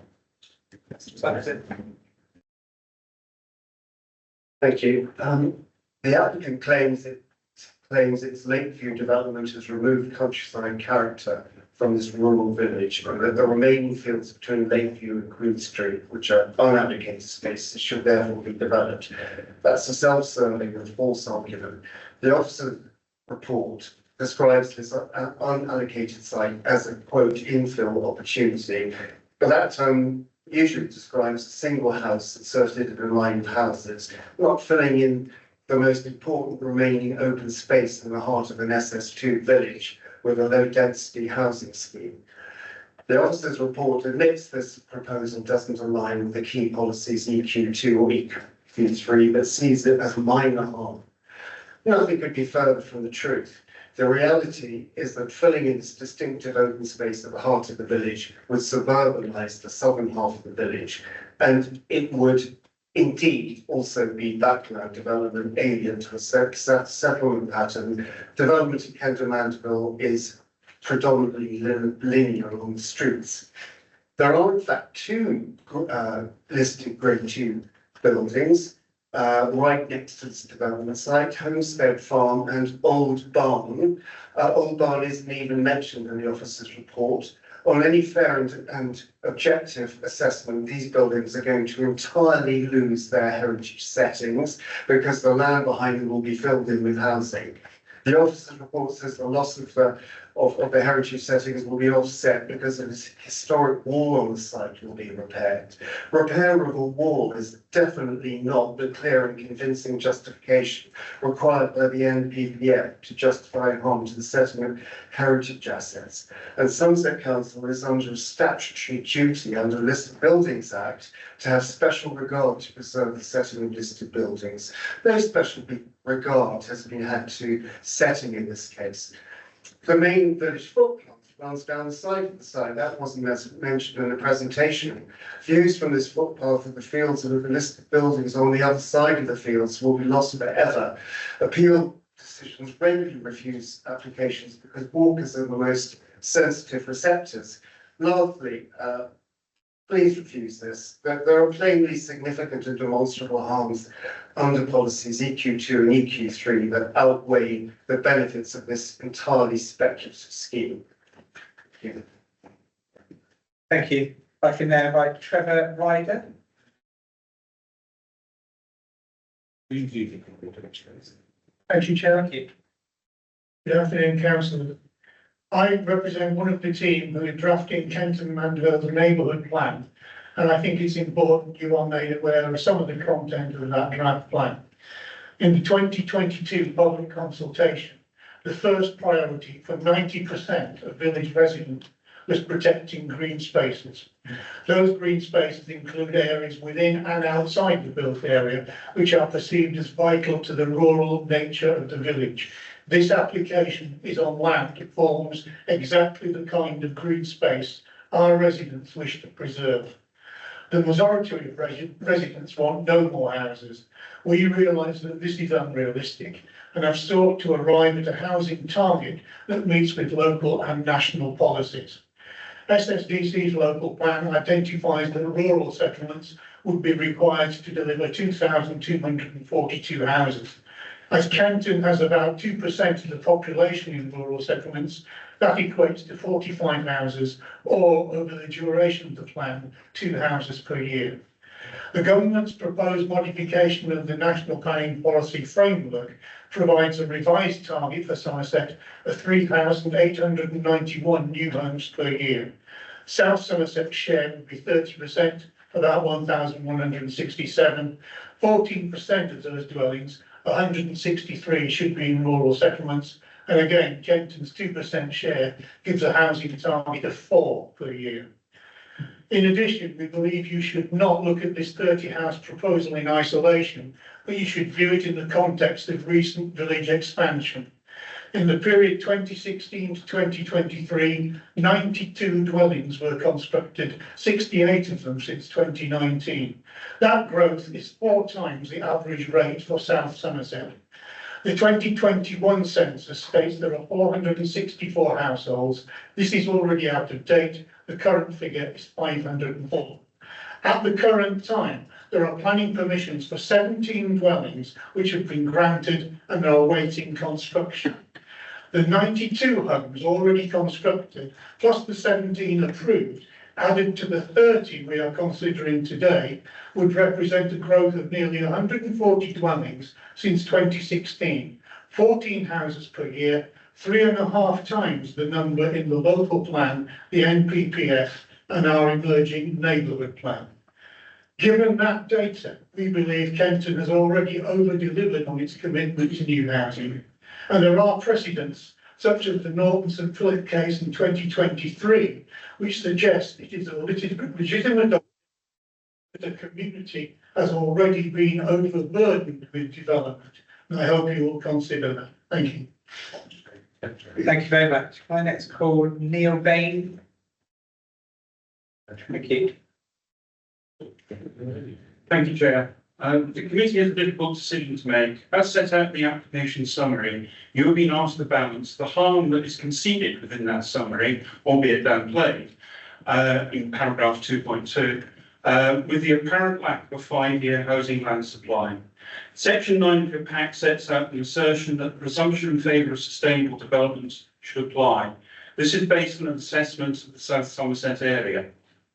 I recognise the pragmatic management of planning issues in line with the former district council boundaries. As such, pre-existing local plans, while not being progressed, remain relevant in the interregnum pending the Somerset local plan. However, the National Planning Policy Framework is clear in relation to paragraph 11D subsection 2, which is the presumption in favour of sustainable development. Subnote 8 states presumption will apply where, and I quote, the local planning authority cannot demonstrate a 5-year supply. It goes on, or where the housing development test indicates that the delivery of housing was below 75% of the housing requirement over the previous 3 years. The local planning authority in this case is the democratically accountable Somerset Council, not with respect to the South Somerset area. With reference to the Q1 24-25 Planning Service Performance Data submitted to the Strategic Planning Committee on the 16th of September, the latest data demonstrates the total deliverable supply within Somerset is 14,054 units. The annual average of the 5-year requirement, which includes the required 5% buffer, is 2,837 per annum. Dividing one by the other gives the number of years supply as 4.96, not the 3.4 quoted in the summary, upon which you have been asked to make your judgment. Further, the same source confirms that the housing delivery test over the last 5 years has been exceeded by some margin, plus 13% across Somerset, and indeed plus 12% in South Somerset. It should be noted that the Somerset figures been exceeded in each individual year as well as in total. In summary, given the clarity of the National Planning Policy Framework on the applicability of the presumption in favour of sustainable development applying to the local planning authority as a whole, and a reference for 5-year housing supply of 4.96 years, well within the 5% buffer, and confirmation that the housing delivery test trigger does not apply, a decision that over-relies on the presumption in favour of sustainable development carries with it, I believe, some risk. Consequently, the committee is asked to give full force to its local planning policies, notably EQ2, EQ3 and SS1, with which this proposal is not aligned. Thank you. Thank you. Next call Larry Henry.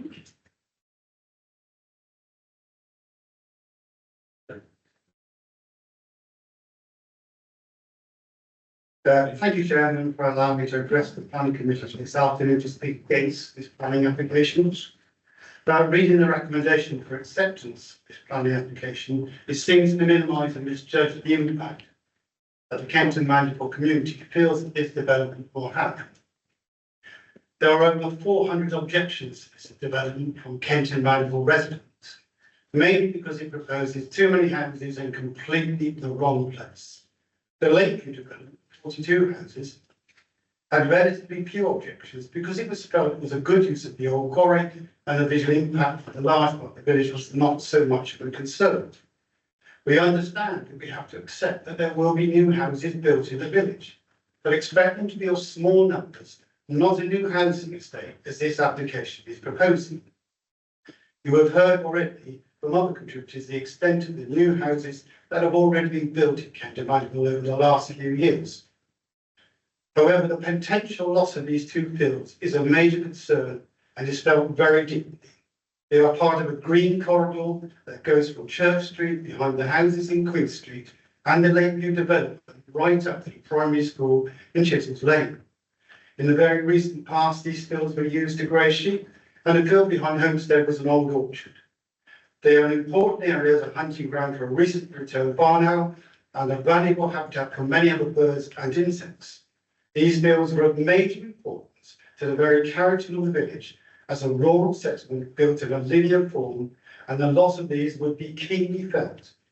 Indeed, there is a precedent in that planning inspectors have already refused appeals for modest backland developments in Kent and Mandeville at Manor Park and Prospect Place. The main reasons cited by a planning inspector for rejection outweighed the presumption of favourable development current at the time, and specifically this was the inconsistency with the linear pattern of the village, a significantly harmful effect on the character and appearance of the area. In addition to the concerns of Kent and Mandeville community, the council's conservation officer objected to this application because the statue of Homestead, a Grade 2 listed building, and the surrounding buildings would be harmed by the development. Parallel case of Manor Farm in Temple Coombe was rejected on appeal because the appeal site and the wider rural farming landscape to which it belongs can have the last link between the manor house and its historical farming setting. I believe this also applies to these two fields and their relation to Homestead. I ask the planning committee to please take note of the village's concerns and refuse this application. Thank you very much for listening. Thank you very much. Next call, Paul Shawcross. Thank you. Thank you. The officer's recommendation is that planning permission be granted. This is a variance to the still extant South Somerset local plan, which identifies Kenton as a rural settlement. Policy SS1 of the plan considers rural settlements to be within the countryside, therefore national countryside policies apply. These have a presumption against development. Policy SS2 of the plan confirms that the development of rural settlements will be strictly controlled and limited to that which provides employment opportunities and or creates or sustains community facilities and services. It also states that housing in rural settlements should contribute to the identified local need, be consistent with community plans, and generally have the support of the community following robust engagement and consultation. This development will not provide any employment other than during the construction phase. It does not enhance facilities or services, and as we've already heard, is not in accord with the draft community plan. And given the 420 objections raised, it does not have the support of the community. Therefore, only identified housing need is a possible justification. Since the 14th of November last year, this committee has approved over 1,840 dwellings. A further 459 have been given approval on appeal, a total of around 2,300 dwellings. This is more than 3 times the annual average requirement of 709 in Area South. Your colleagues in the other planning areas may not have been as busy as you have been. Nevertheless, in the same period, Somerset as a whole has approved in the region of 3,900 dwellings, almost 40% more than the annual average 5-year requirement. In addition to the dwelling that remains unsold on Lunds Close, today there are 20 dwellings for sale or unoccupied in the village. In the catchment area of Kenton Mandeville Primary School, there are another 18 dwellings on the market, a total of 39 available, of which 5 are new. You've also heard already that 17 dwellings have already been given approval in the village. There isn't a housing shortage. Using LEA metrics, the growth equates to an additional 10 to 11 pupils, and the school is already overborn. In summary, there isn't an identifiable need for yet more development on this scale in this village in rural Somerset, where there is very little employment and limited and finite facilities and services. Therefore, in accordance with national countryside policies and our local plan, this committee should refuse this proposal. Thank you, Chairman. Thank you very much. I next call Thomas Ireland, who's the chair of Kempton Manfield Parish Council. Thanks, sir. Tom Ireland, Chair of Parish Council, been doing this for a little while now. I'm also a chartered surveyor in my part-time. Since I've been on the council, we've had about 400 houses when we started. There's now, as we've heard, a good 500 houses. And I haven't got as many grey hairs as I will have in time to come. So we've had a significant development.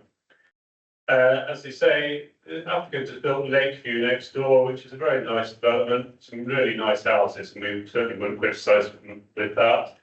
We would, however, point out that it isn't complete, contrary to what we've just heard. We're still waiting for the roads to be tarmacked, and we're still waiting for the Section 106 money to be paid to extend facilities in the village. It's probably not relevant to this because you can only consider what's in front of you. There we are.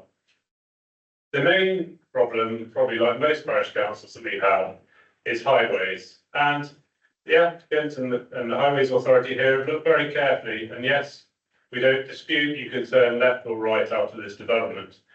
Once you've turned left or right onto the road, Church Street, where do you go from there? We don't think there's been much consideration of that. Common Lane, which goes down to the 837, isn't quite wide enough. You take your life in your hands. There's sections where it looks wide enough, and then you realise it isn't. And when you get down to the 837, the visibility, particularly in the summer when the vegetation grows, is really quite dire. Your other options, you could head to Charlton Avenue down Church Street, which turns into a single track road. Probably not ideal. It ends up in a blind 90-degree bend at the far end. So where do you go? You head up Queen Street into the chaos at the top. If you haven't come want some entertainment, turn up at about 8:30 and watch the cars shuffling around, the vans, the lorries, the school buses, all trying to find space to turn left or right or come forward or go backwards. It is utter chaos. We're looking at ways of improving that. And to that point, Parish Council employed Moss Naylor Young, a respected an independent company from Bristol. They've done a survey of the whole village, and that's come up with quite a lot of findings that we're going to work on. It concluded, though, that in terms of any increase in traffic attributable to the development, then the critical point would be the impact on the highway network. The NPPF refers to the test being severe impact, and they have concluded that it's difficult to see how a worsening of the existing situation could be considered anything other than severe. It's a shame that this independent report that we've commissioned at our expense has been disregarded largely in favour of the report commissioned by the applicant and paid for by the applicant, which surprisingly, rightly or wrongly, says that the applicant's application is acceptable. It's a shame ours was reasonably independent. Going on to public transport, yes, we have a regular bus service. Unfortunately, regular is not frequent. We could have come this morning, but we would have had to leave at 1 o'clock to get home again on the bus. The other thing is the school.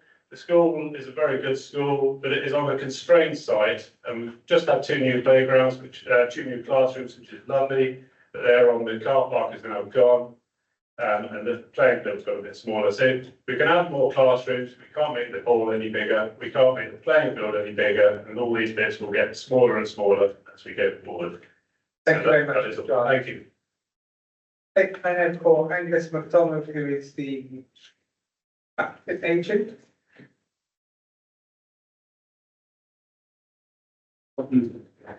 Chair, ladies and gentlemen, I'm Angus MacDonald. Thank you very much for letting me speak in favour of this application.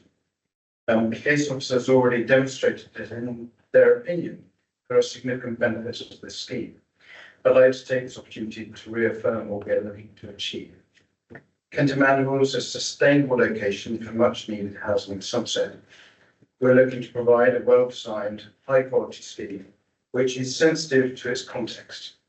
Our adjacent family homes took this approach to great success, and we delivered an exceptional standard of housing that correctly, it's not quite finished, it's due down the road next year. Like Lakeview, proposed houses will be constructed from local stone, matching the heart of the village, and are highly sustainable in their approach to environmental impact and lowering energy bills. They'll be very well insulated with air source heat pumps, LED lighting, smart heating, and electric vehicle charging ports. In addition, we build beyond stringent building regulations required and incorporate a fast method of construction to reduce our time on site.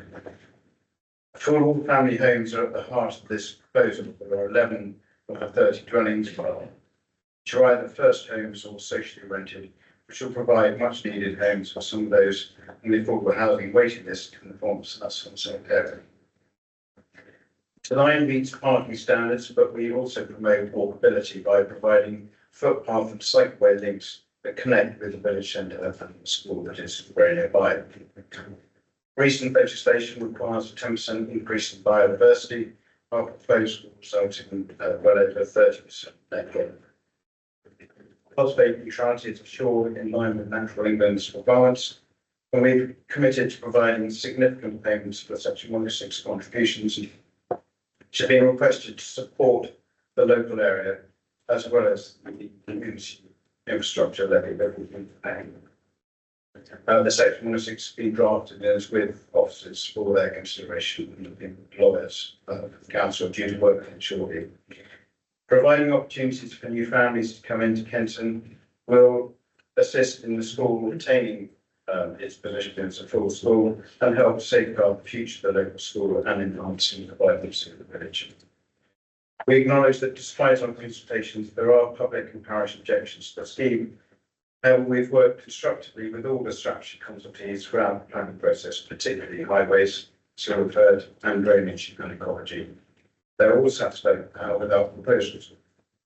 With the significant benefits outweighing the less than substantial harm, this very well considered creation of family homes, we'd be grateful if you would support the planning minister's recommendation for.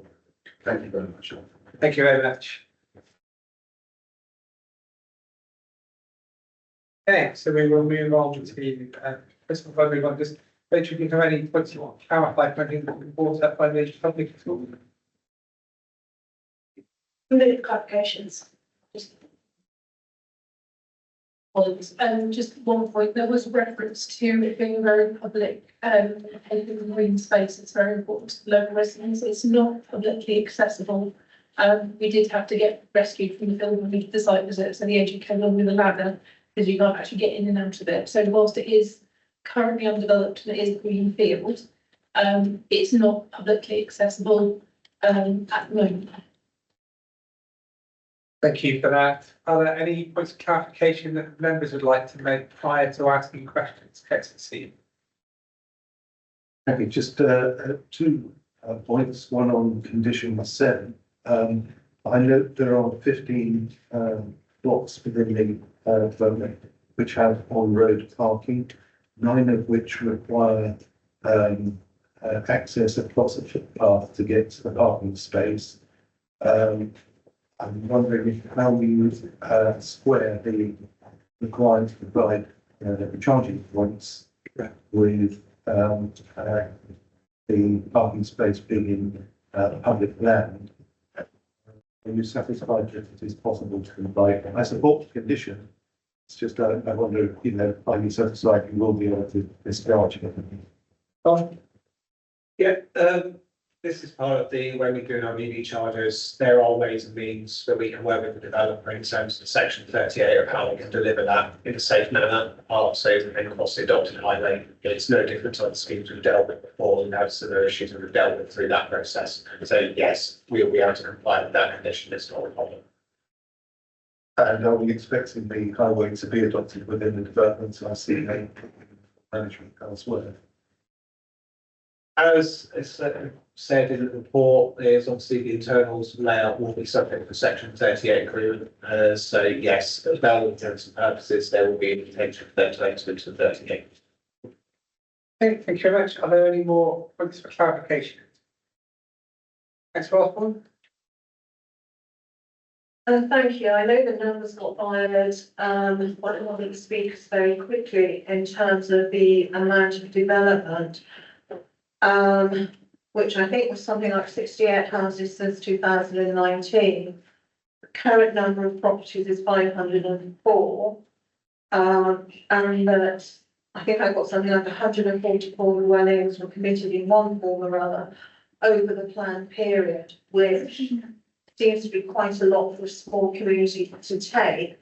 So, and with Lakeview at 72 and this at 30, that's going to make in effect 79. So can the officers clarify just what just how many developments have occurred in Kent and Mandeville, those that have actually been built out complete with planning permission, and those that are in the pipeline with planning permission but haven't yet started or gone through their 106s? I think the quick answer to that, unfortunately, is no. I mean, with the application you're looking at that particular development plot for 30. The case has been put forward in terms of why that's considered to be acceptable. Again, it's a rural settlement. We've had a rural settlement this morning. We are looking at the facilities for that rural settlement. We're looking at accessibility. We're looking at impacts. All of that's been set out in the officer's report. So unfortunately, we do have to look at each case on its own merits. If we are looking at cumulative development impacts, you know, the newest development is the one next door that's been built by the same developer. It's using a different access point to this one. But there's no other significant improvements right on the doorstep of this one. So I think we just need to look at the report and the material issues that are outlined in the report and make an assessment based on that. Okay, Councillor Page, is that a clarification? Yeah. Yes, I think it's worth saying, and people need to know, that although we're looking at this application and we've had details of how many houses have been built, in the pipeline, and very soon it's going to come to this committee, there is an application for 102. This is points of clarification on things that have just been raised. Well, in some ways, I'm clarifying that there are another 102 houses being put in to be built in Kent and Mandeville. So that's something people need to be aware of. This is not the end of the applications for houses in Kent and Mandeville. Thank you. If there are no more points of clarification, we'll move on to questions. So we'll go to questions. I'll start with. Sorry, another point of clarification. Sorry, Chair, I think I might have got it in the wrong place here, but we'll try anyway. But what is the land currently used for that we're saying that's landlocked in this development? So what is it currently used for? Are you talking about the site itself? Yeah. So it's two unused fields, as Dawn said, they are currently inaccessible. We had quite a hard time getting into the site. Okay, thank you. Councillor Osborne. Yeah, I just wanted clarification. It maybe comes in as a question. But there was reference made to a Kent and Mandeville neighbourhood plan. How far into the process of being made is that plan? Because depending on how far, unfortunately, it's not actually a material consideration, and my understanding is, can you confirm that until a neighbourhood plan has gone through a referendum and been made, it's not actually a material consideration because it doesn't sit within the planning documents? You are absolutely right. So there is a local plan being drafted, but until it's had its referendum and it's been agreed, it doesn't hold any material weight as policy. But the policies that it has been considered against are set out within the report. Thank you. Thank you, Councillor Page. Thank you. It's a couple of questions. The planning officer. The first one is to do with highways, and I do share the comments of Tom Ireland, the chair of the parish council, about the very narrow access points to this proposed development.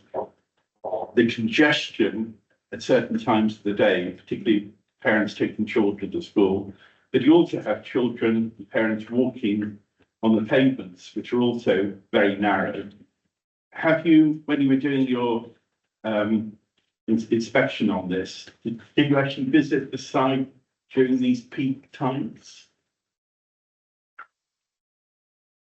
Short answer, yes, the highways officer who works on this scheme would have visited the site at those times as well. I think just to affirm, the planning officers were also out during that time, so we did site it, it concluded at the time that it was school pick up drop from it. Second question is about the flood management and drainage issues. And this comes up time and time again. And I think it's causing me a lot of concern that we keep being told by Wessex Water that they can cope. And yet we've had recent flooding in Kent and Mandeville, flooding in other villages and towns. And in reality, they can't cope. And people along Queen Street have had a disgusting experience of having sewerage coming up into their homes. So I'm not convinced that this is managed properly and will be managed properly. A response? I just want to note that, new development must not make those existing problems worse. It's not the responsibility of the developer to better fix those problems. But yeah, I just want to reiterate that Wessex Water have confirmed they have made some recent improvements, and that did include sewer relining and repairs. So it was on those grounds that Wessex Water did accept this was acceptable, the scheme.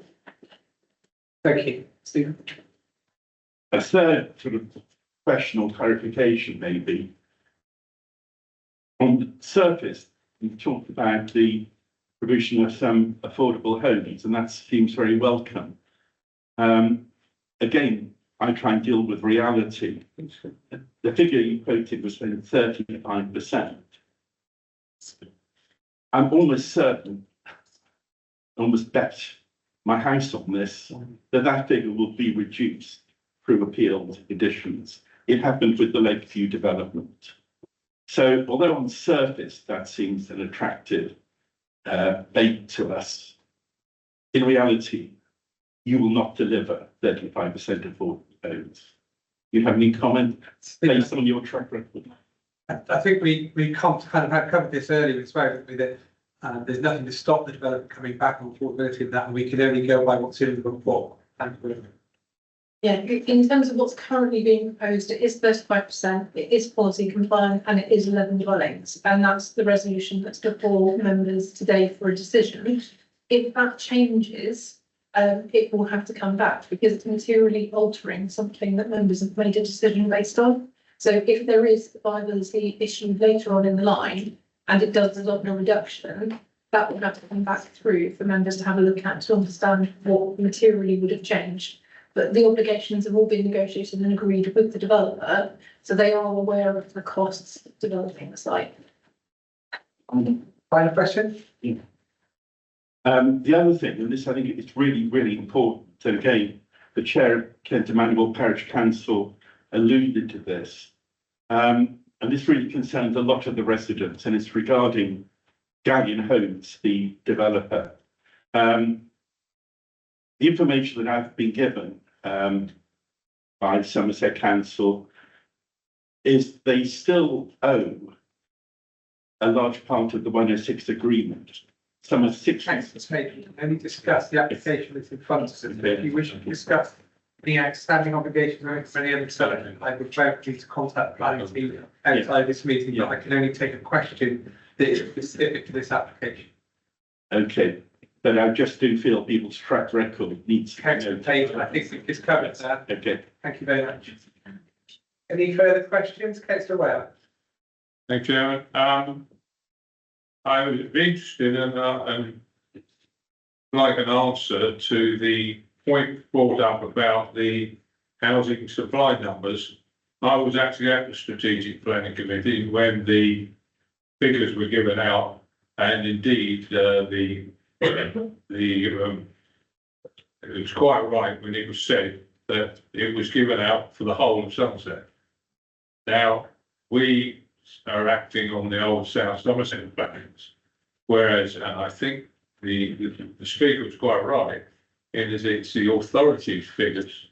Is it, the question is it the authorities' figures, i.e. Somerset, that we should now be looking at?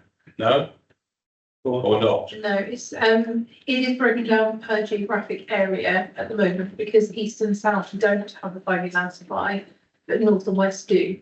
So in terms of strategic committee, that tends to report on 5-year land supply overall. But we do get annual confirmations as to what our housing land supply is, and 3.44 was a figure that was published, I can't remember if it was July or September. Yeah. So at the moment, we're running to that figure, but will be updated again in September next year. But it gets updated annually, so we have to work to that. Okay, so sorry, Tim. So the fact is that we can't piggyback off another one of the 3 planning authorities to. It seems strange, as that's what the NPPF appears to say should be the authority figure. Once there's one local plan, that is how it will work. But at the moment, because we've all got different adopted local plans and different housing targets in those local plans, we're governed by geographic area at the moment. But when the new Somerset local plan comes forward, it will be one figure covering the whole of Somerset. I'm sure I won't be sitting there with that much. So. I think probably this next word, once Somerset hadn't quite able to tally it, it's still quite supportive. Councillor Bennett. Yes, affordability. This usually crawls out and we work later on. So the question is, as of today with this application, have we had confirmation of the affordability of this application? We have been in discussion with the applicant London. They attended the site visit when we were on the site visit. They're aware of all the obligations. They haven't raised viability with us at this stage. So at this stage, the resolution is recommended with a policy compliant vision. But if that changes, then it will be contrary to this recommendation of the committee and can be back before you. So at the moment, there's no issue raised in terms of viability. So we've had a confirmation that this is viable, but they haven't confirmed anything. This seems to be the missing link at the moment. We go into these things, and I've known before that sites haven't been viable even from the beginning. So then we find out later and we lose out later. So I've always thought that it's right that when an applicant puts in an application, it should have a viability statement at that time, not later on. We only intend to request the viability statements when they're not delivering policy compliance. So if they say to us they can't deliver it because of viability issues, we then get the information so we can test the information and the assumptions that have gone into it. If they're delivering what policy requires, there's no reason for us to have that information. Okay. Councillor Osborne. Thank you, Chairman. Again, I'm curious because this was raised again by, I think, the chair of the parish council, who brought to the committee's attention that they had commissioned their own traffic assessment, which they considered as independent, and yet there doesn't seem to be any mention of that in the report. So I'm curious to know, and this is the second time today, why does the planning officer seem to disregard anything that is produced by the parish council, particularly if it may be contrary or even challenge what you are saying? I think we should, in all fairness, be hearing all sides of the story, not just the side that makes the case. Joel, did you want to answer that?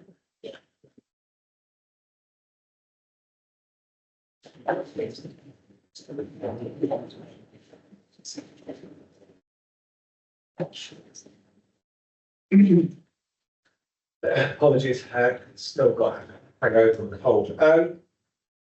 In terms of the road safety audit, independent road safety audits, as it's been indicated, the applicant provided an RSA, which was understood by the Highway Authority, To the best of my knowledge, I believe that a copy of the parish council RSA or traffic comments were sent to the authority for comment. I believe that the officer in question did review those comments. Obviously, as part of those deliberations and part of the ongoing discussions with the case officer, those comments were put back that, as we've said before and set out in the papers, that irrespective, our position was still clear that we still felt that this was not a severe impact on the highway network, and we were also satisfied that the mitigation that had been proposed by the applicant was still considered acceptable from the highway authority's point of view. So, with answer to your question, as I understand it, I believe that we did see a copy of the RSA that was produced by the parish council, and I believe that they was taken into account as part of the deliberation between officers as part of this scheme. Thank you very much. There are no further questions. I'm going to move us into the debate, and I will start with Councillor Page. Thank you. I think we've heard some very good points from local residents in Kent and Mandeville, and also the gentleman from the CPR, why this development is in the wrong place. It's in the wrong design in terms of the access, in terms of pedestrians and vehicles. It's also not, to me, convincing that the drainage and sewerage is going to be properly managed. I'm also not convinced that we're going to get the affordable homes that are promised. And as it's been said very clearly, Kent and Mandeville has already over-delivered on its contribution to the new housing stock for Somerset, with yet more in the pipeline. So I strongly oppose this development. I think it's wrong, and I put that on record. Thank you. Thank you. Who would like to go next?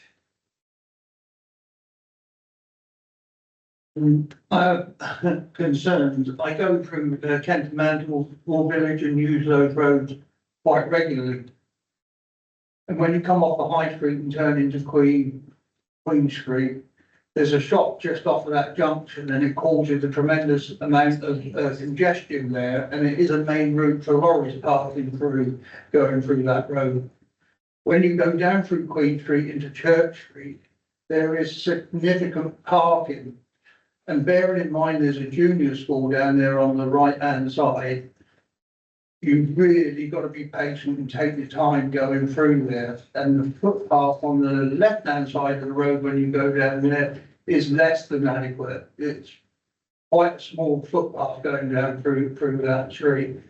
And I can see the temptation to build on that land there. I don't question that. It's landlocked, it's not doing anything. But my problem is, how do you service that site?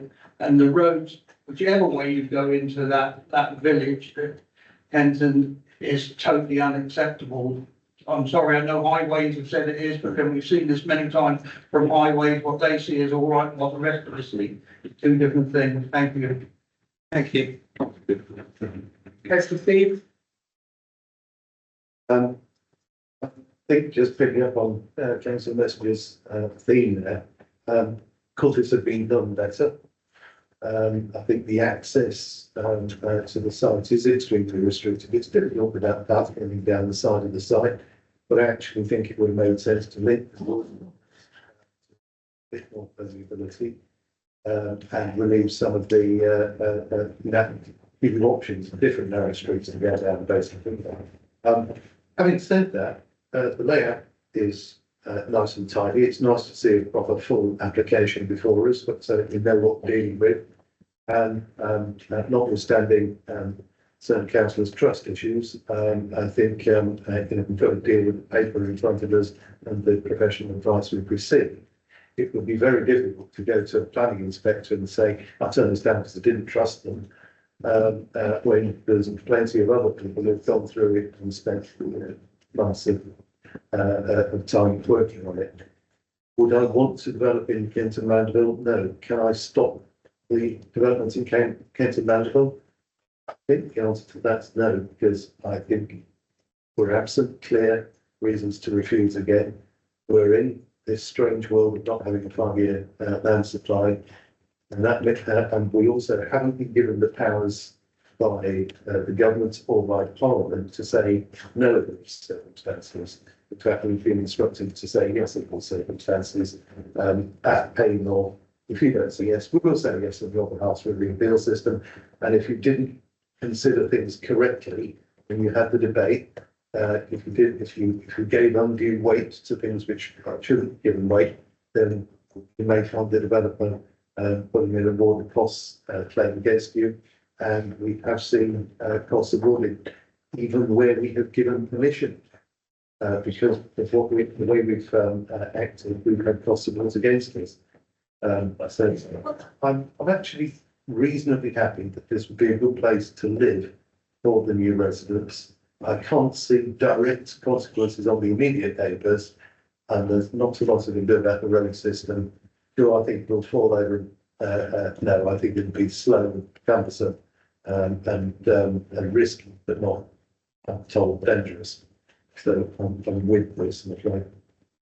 Thank you, Councillor Wales. I'm going to sound like a broken record here. I think this is another one where we could look very carefully at this famous tipping balance of development and the 5-year housing supply. And we've heard that not only is this development, but the one next door, there is another application I think has been approved elsewhere. And have we come to a point where we can say the balance is now tipped towards the village or the rural settlement, and would overcome the NFB plan in relation to the lack of 5-year housing supply? I think it's something we must consider.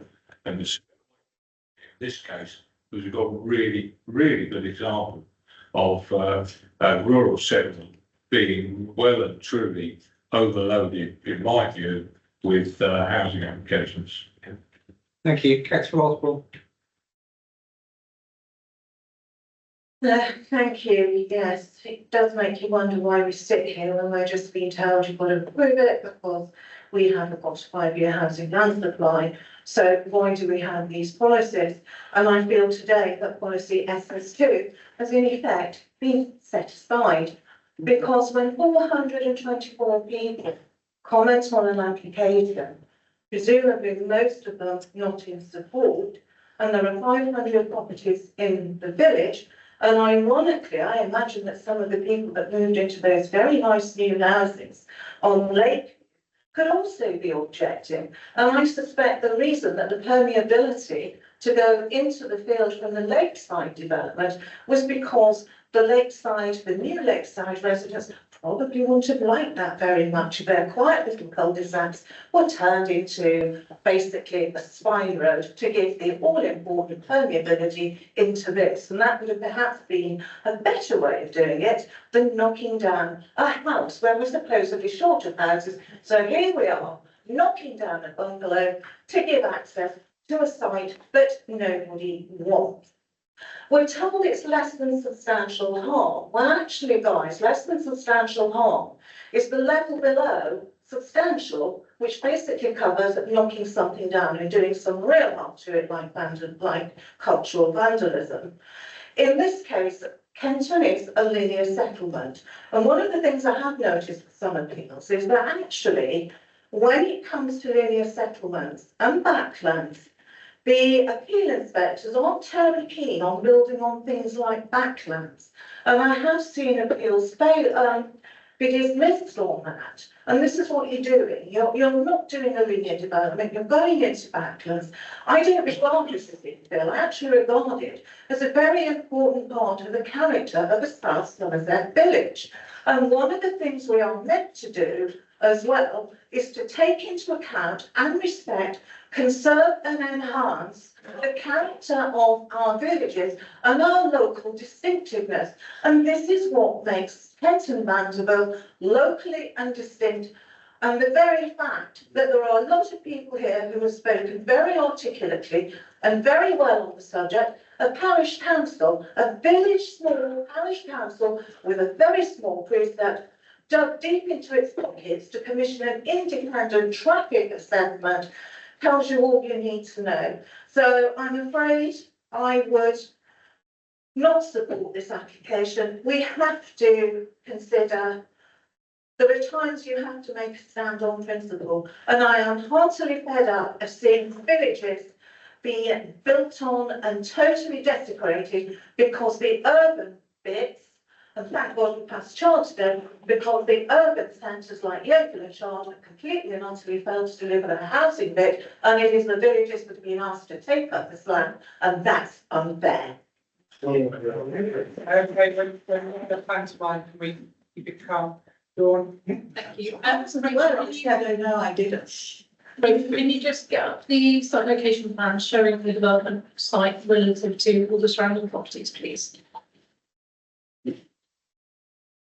And probably the next one, the aerial, no, back to.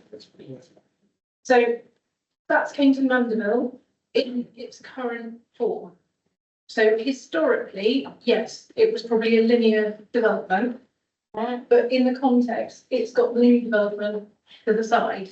So in terms of its context now, post-development of the adjoining site, you've got residential development on 3 out of 4 sides of that site, which is why it's been called infill.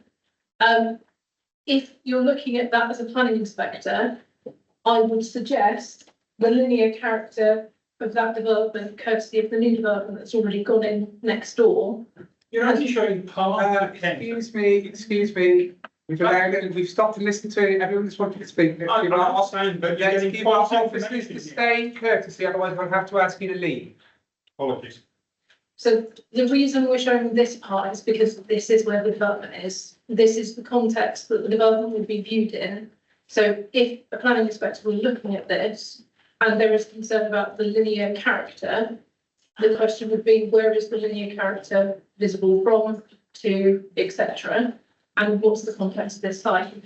The other thing is there is pedestrian connectivity, not vehicular connectivity going all the way through the site. So there is a safe route for pedestrians to get from the site, either to the east or to the west, to either the side of the listed building homestead or to the public right of way that leads up to the primary school. So in terms of connection, we're fairly comfortable with the connection. There is a loss of the bungalow for the access. The development itself is providing bungalows, which is actually quite rare for development. Development normally goes to 2-story properties because bungalows need a larger footprint. And it is 11 dwellings that are either first homes or affordable rent, which are required and are needed in terms of the Somerset South Field plan. I think in addition to that, we have talked about rural assessments a lot today, so I don't want to rehearse it too much. But there is the numbers set out in the local plan aren't a cap. There's not an automatic cap. There's not a point where you get to where you go and suddenly you can't support anything else because this area is taking too much.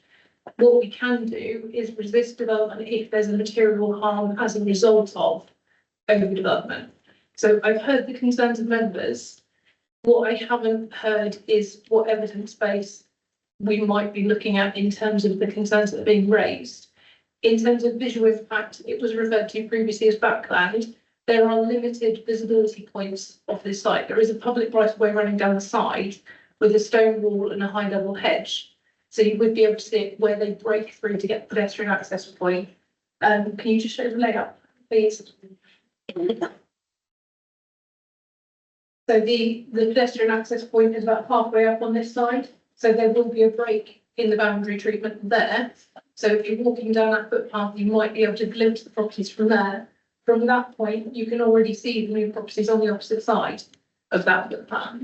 So from what members are raising, I would just ask you to think about what evidence we have in terms of supporting those concerns that you've got, and whether we've got that evidence or if we need more time to look at more evidence. I don't want to suggest a deferral, but if there are concerns, my question would be, what is the evidence to support the concerns? Thank you.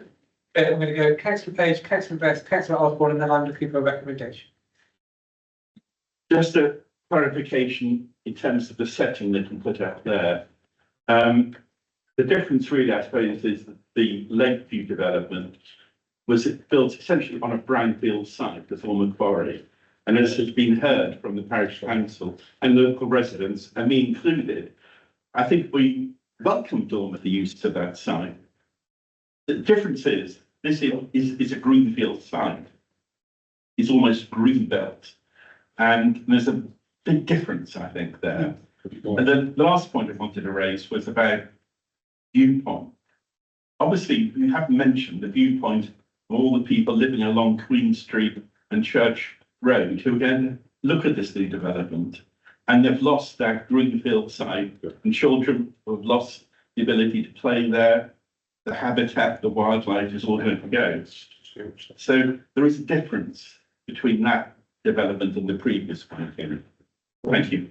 I'll move on to councillor Best, but I will remind people that no one unfortunately owns a view. Councillor Best. Can I throw in a very late question? The green space above this site, is it in the same ownership? And after this is built, will it still be land? Yeah.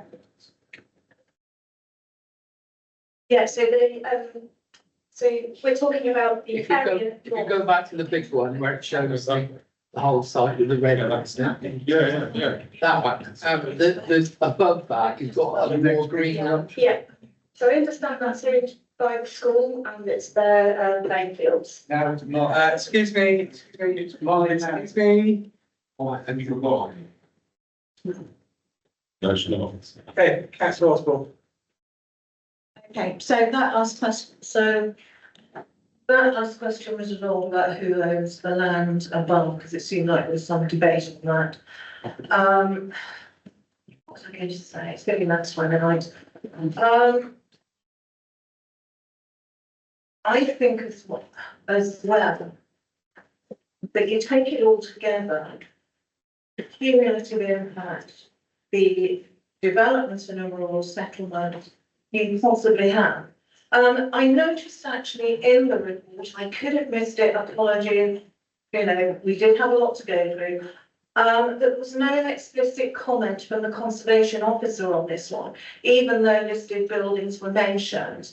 Nothing in terms of the impact of this on the local distinctiveness and the character and the heritage of this site. There's no comment from the conservation officer on this, and I would have expected perhaps the listed buildings being named, that there would have been some comment, especially as people have brought up heritage, have brought up local distinctiveness and local character as well.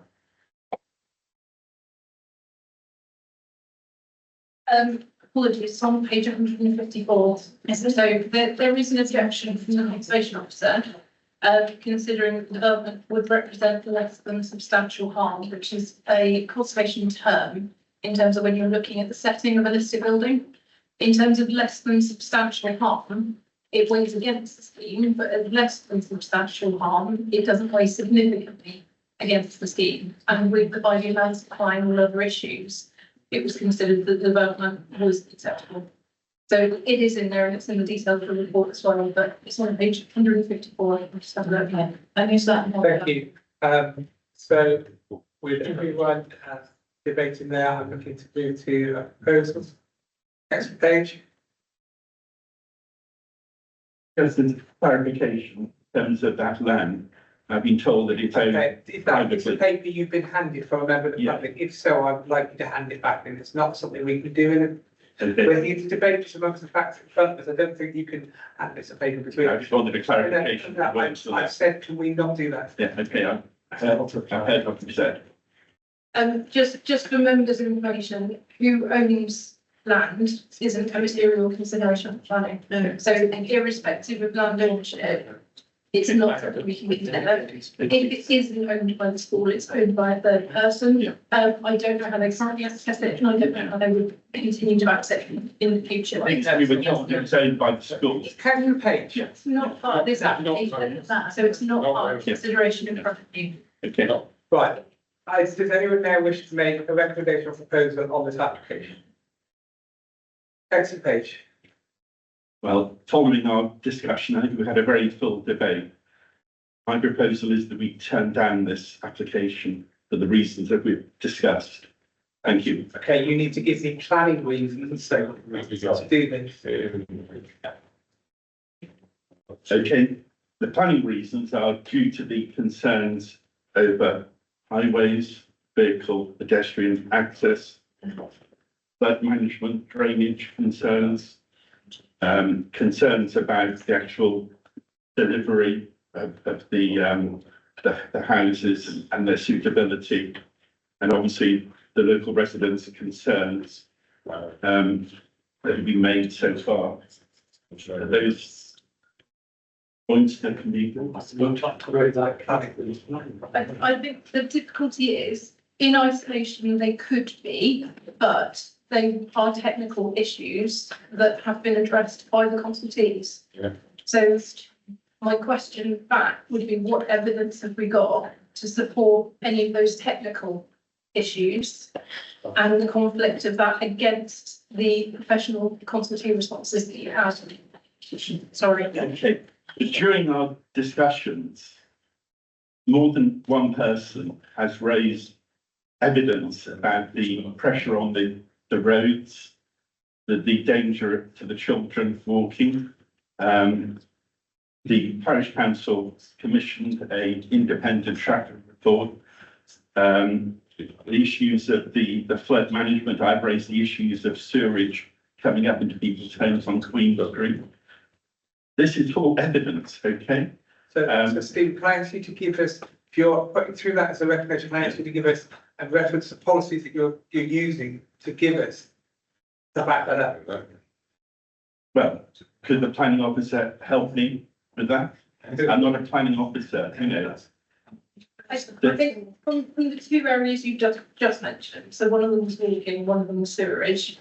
Sewerage is dealt with by Wessex. It's a statutory responsibility for Wessex to deal with it. It's not something we can materially object on, given with what their support and the conditions. So I would raise caution with that approach. In terms of dangerous walkers and pedestrian safety, as you said, there is a road safety audit that the Highway Authority have done. There is also a road safety audit that the Parish Council have done. I would suggest the option, if members were really perplexed about it, was it could be another deferral for us to cross-check the two RSAs and come back with a conclusion specifically on any differences between the RSAs to help members balance that highway concern. But we would need the evidence to present to you for you to make that decision, if that's the decision you want to make. I would just raise caution about objecting on the principle of an RSA that you haven't seen or haven't had a detailed breakdown of. I've just before to go to Councillor Osborne, I have to say that I am becoming extremely concerned if we are looking at constantly deferring applications because we don't like them, we can't think of a reason to refuse them. Because all we're doing is stacking up a backlog of work for ourselves. But Councillor Osborne. Okay, it's the last point. It's gone to Councillor Osborne. Okay, I think one of the most lonely seats at this committee table is when you have got to propose why you're going against an officer recommendation. And once upon a time, we used to have officers who would actually assist us because they understood that we're not professional planners. And in the case of Stephen, he's newly elected. So, and he's got a very difficult job to do.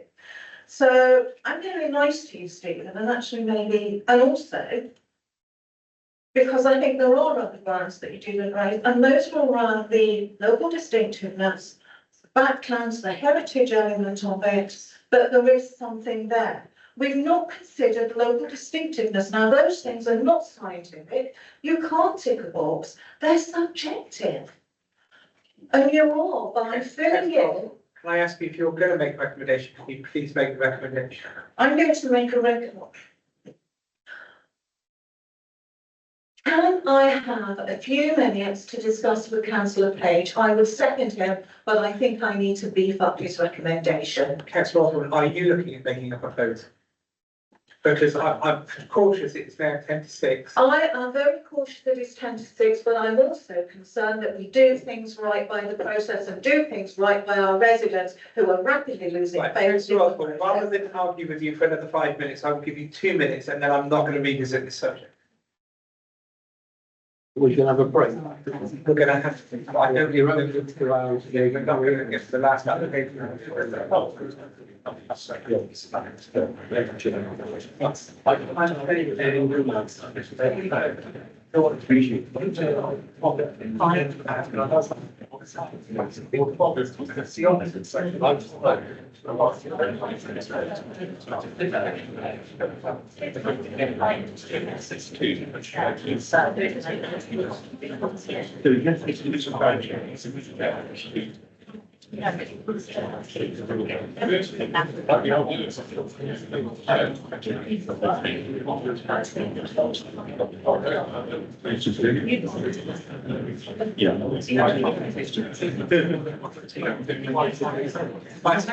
Clients, members of the public, not to pass papers and not to speak.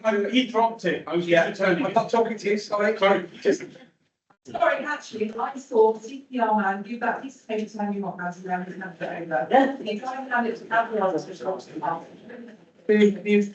got about 30 seconds left.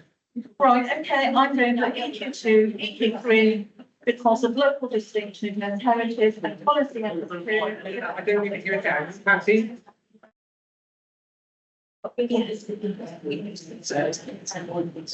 So if you're ready, then if you take a seat and we'll receive the recommendation. Okay, I'm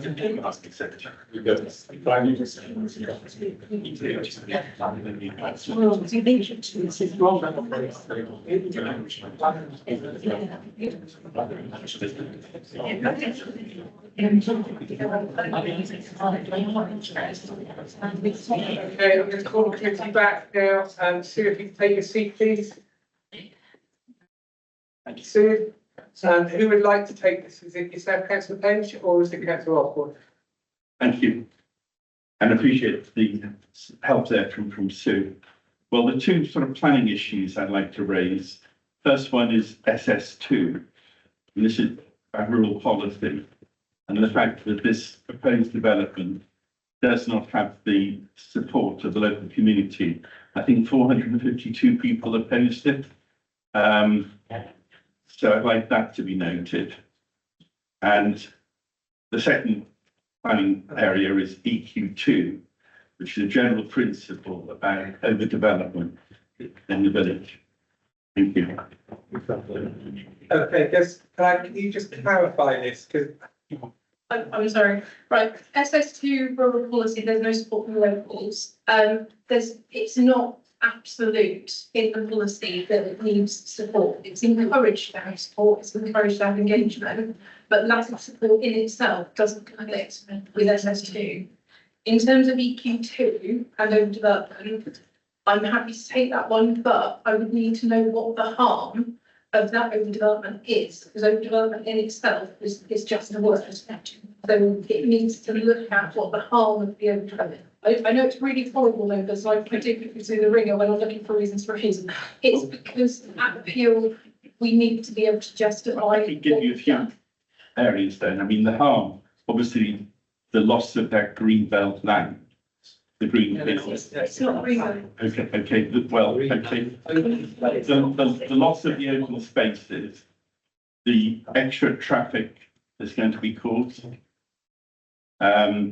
The demand on the local primary school, which is already full.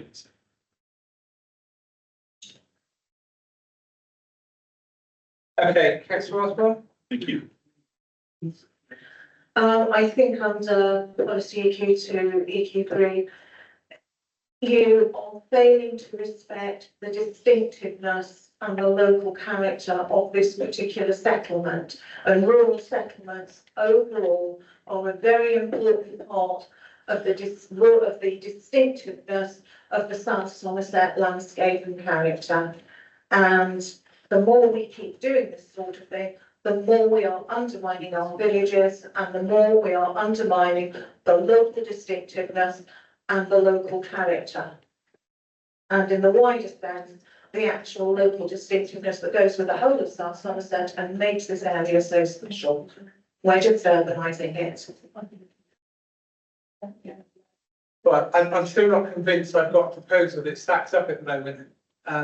Sue, do you want to add anything and make a formal proposal with this application?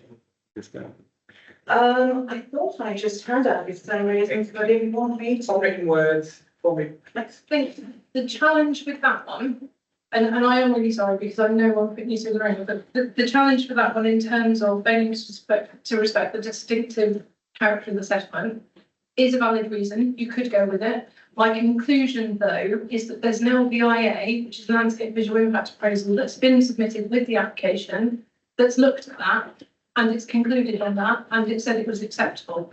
So if that is a concern that members had, again, I'll be encouraging you to defer so that I can present that back to you, so you can see what assessment has already been done, because there is a lot of work that goes into the applications before we come to members with a recommendation. So I would just caution members about making a decision if you haven't seen the background documents that assess that element of your concern. Thanks for Oswald.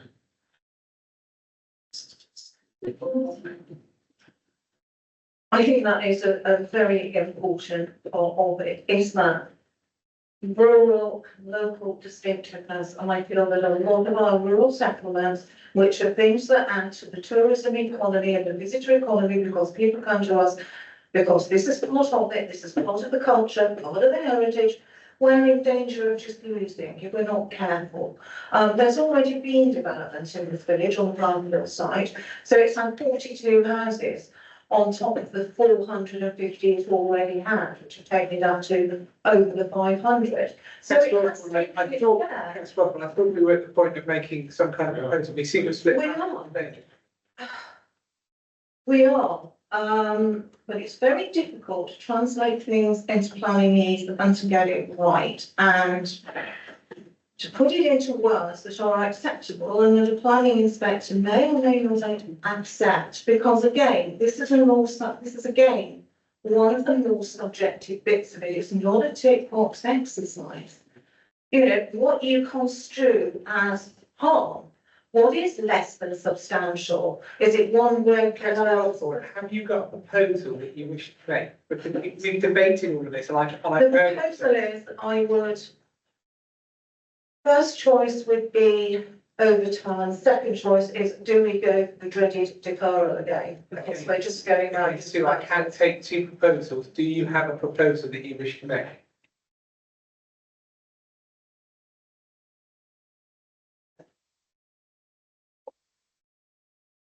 Okay, does it? Perhaps we do go, and I hate saying this, but I don't particularly want to lose either. Is we go for the dreaded deferral, because we do look more in depth at the respect for the local heritage site, and we do look at the elsewhere actually backlands have been supported.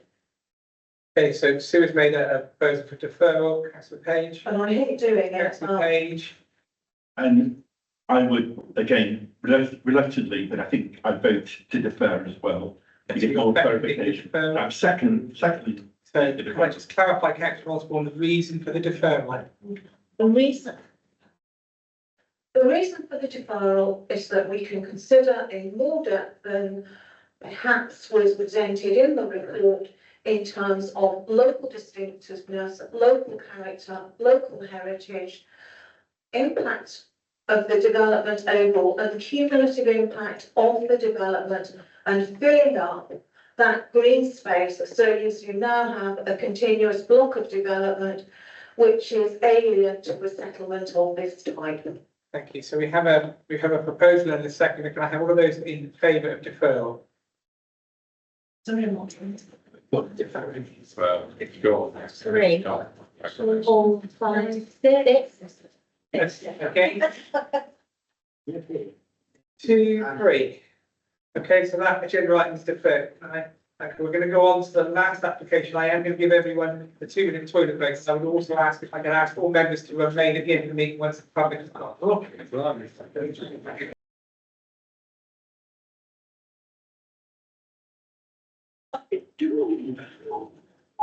We're not the only one. Okay, into the hot house. Thank you, Mr. Chairman. This side sustainability issue, a major one in that there are 5 steps on either side of the pavement stop disabled people from reaching the town centre. On top of which the actual bank is over 6 foot higher than the road that they are proposing to put the entrance to cars on. I would like to defer it until there's a highways officer here to answer the questions of the locals. Thank you, councillor Hophouse. Now, I did promise councillor Hophouse that there would be a highways officer here prior to this meeting, and I did check if the agenda would be here. Unfortunately, the highways officer has had to leave, so therefore I have to respect the fact that I did promise a highways officer, which we haven't been able to deliver.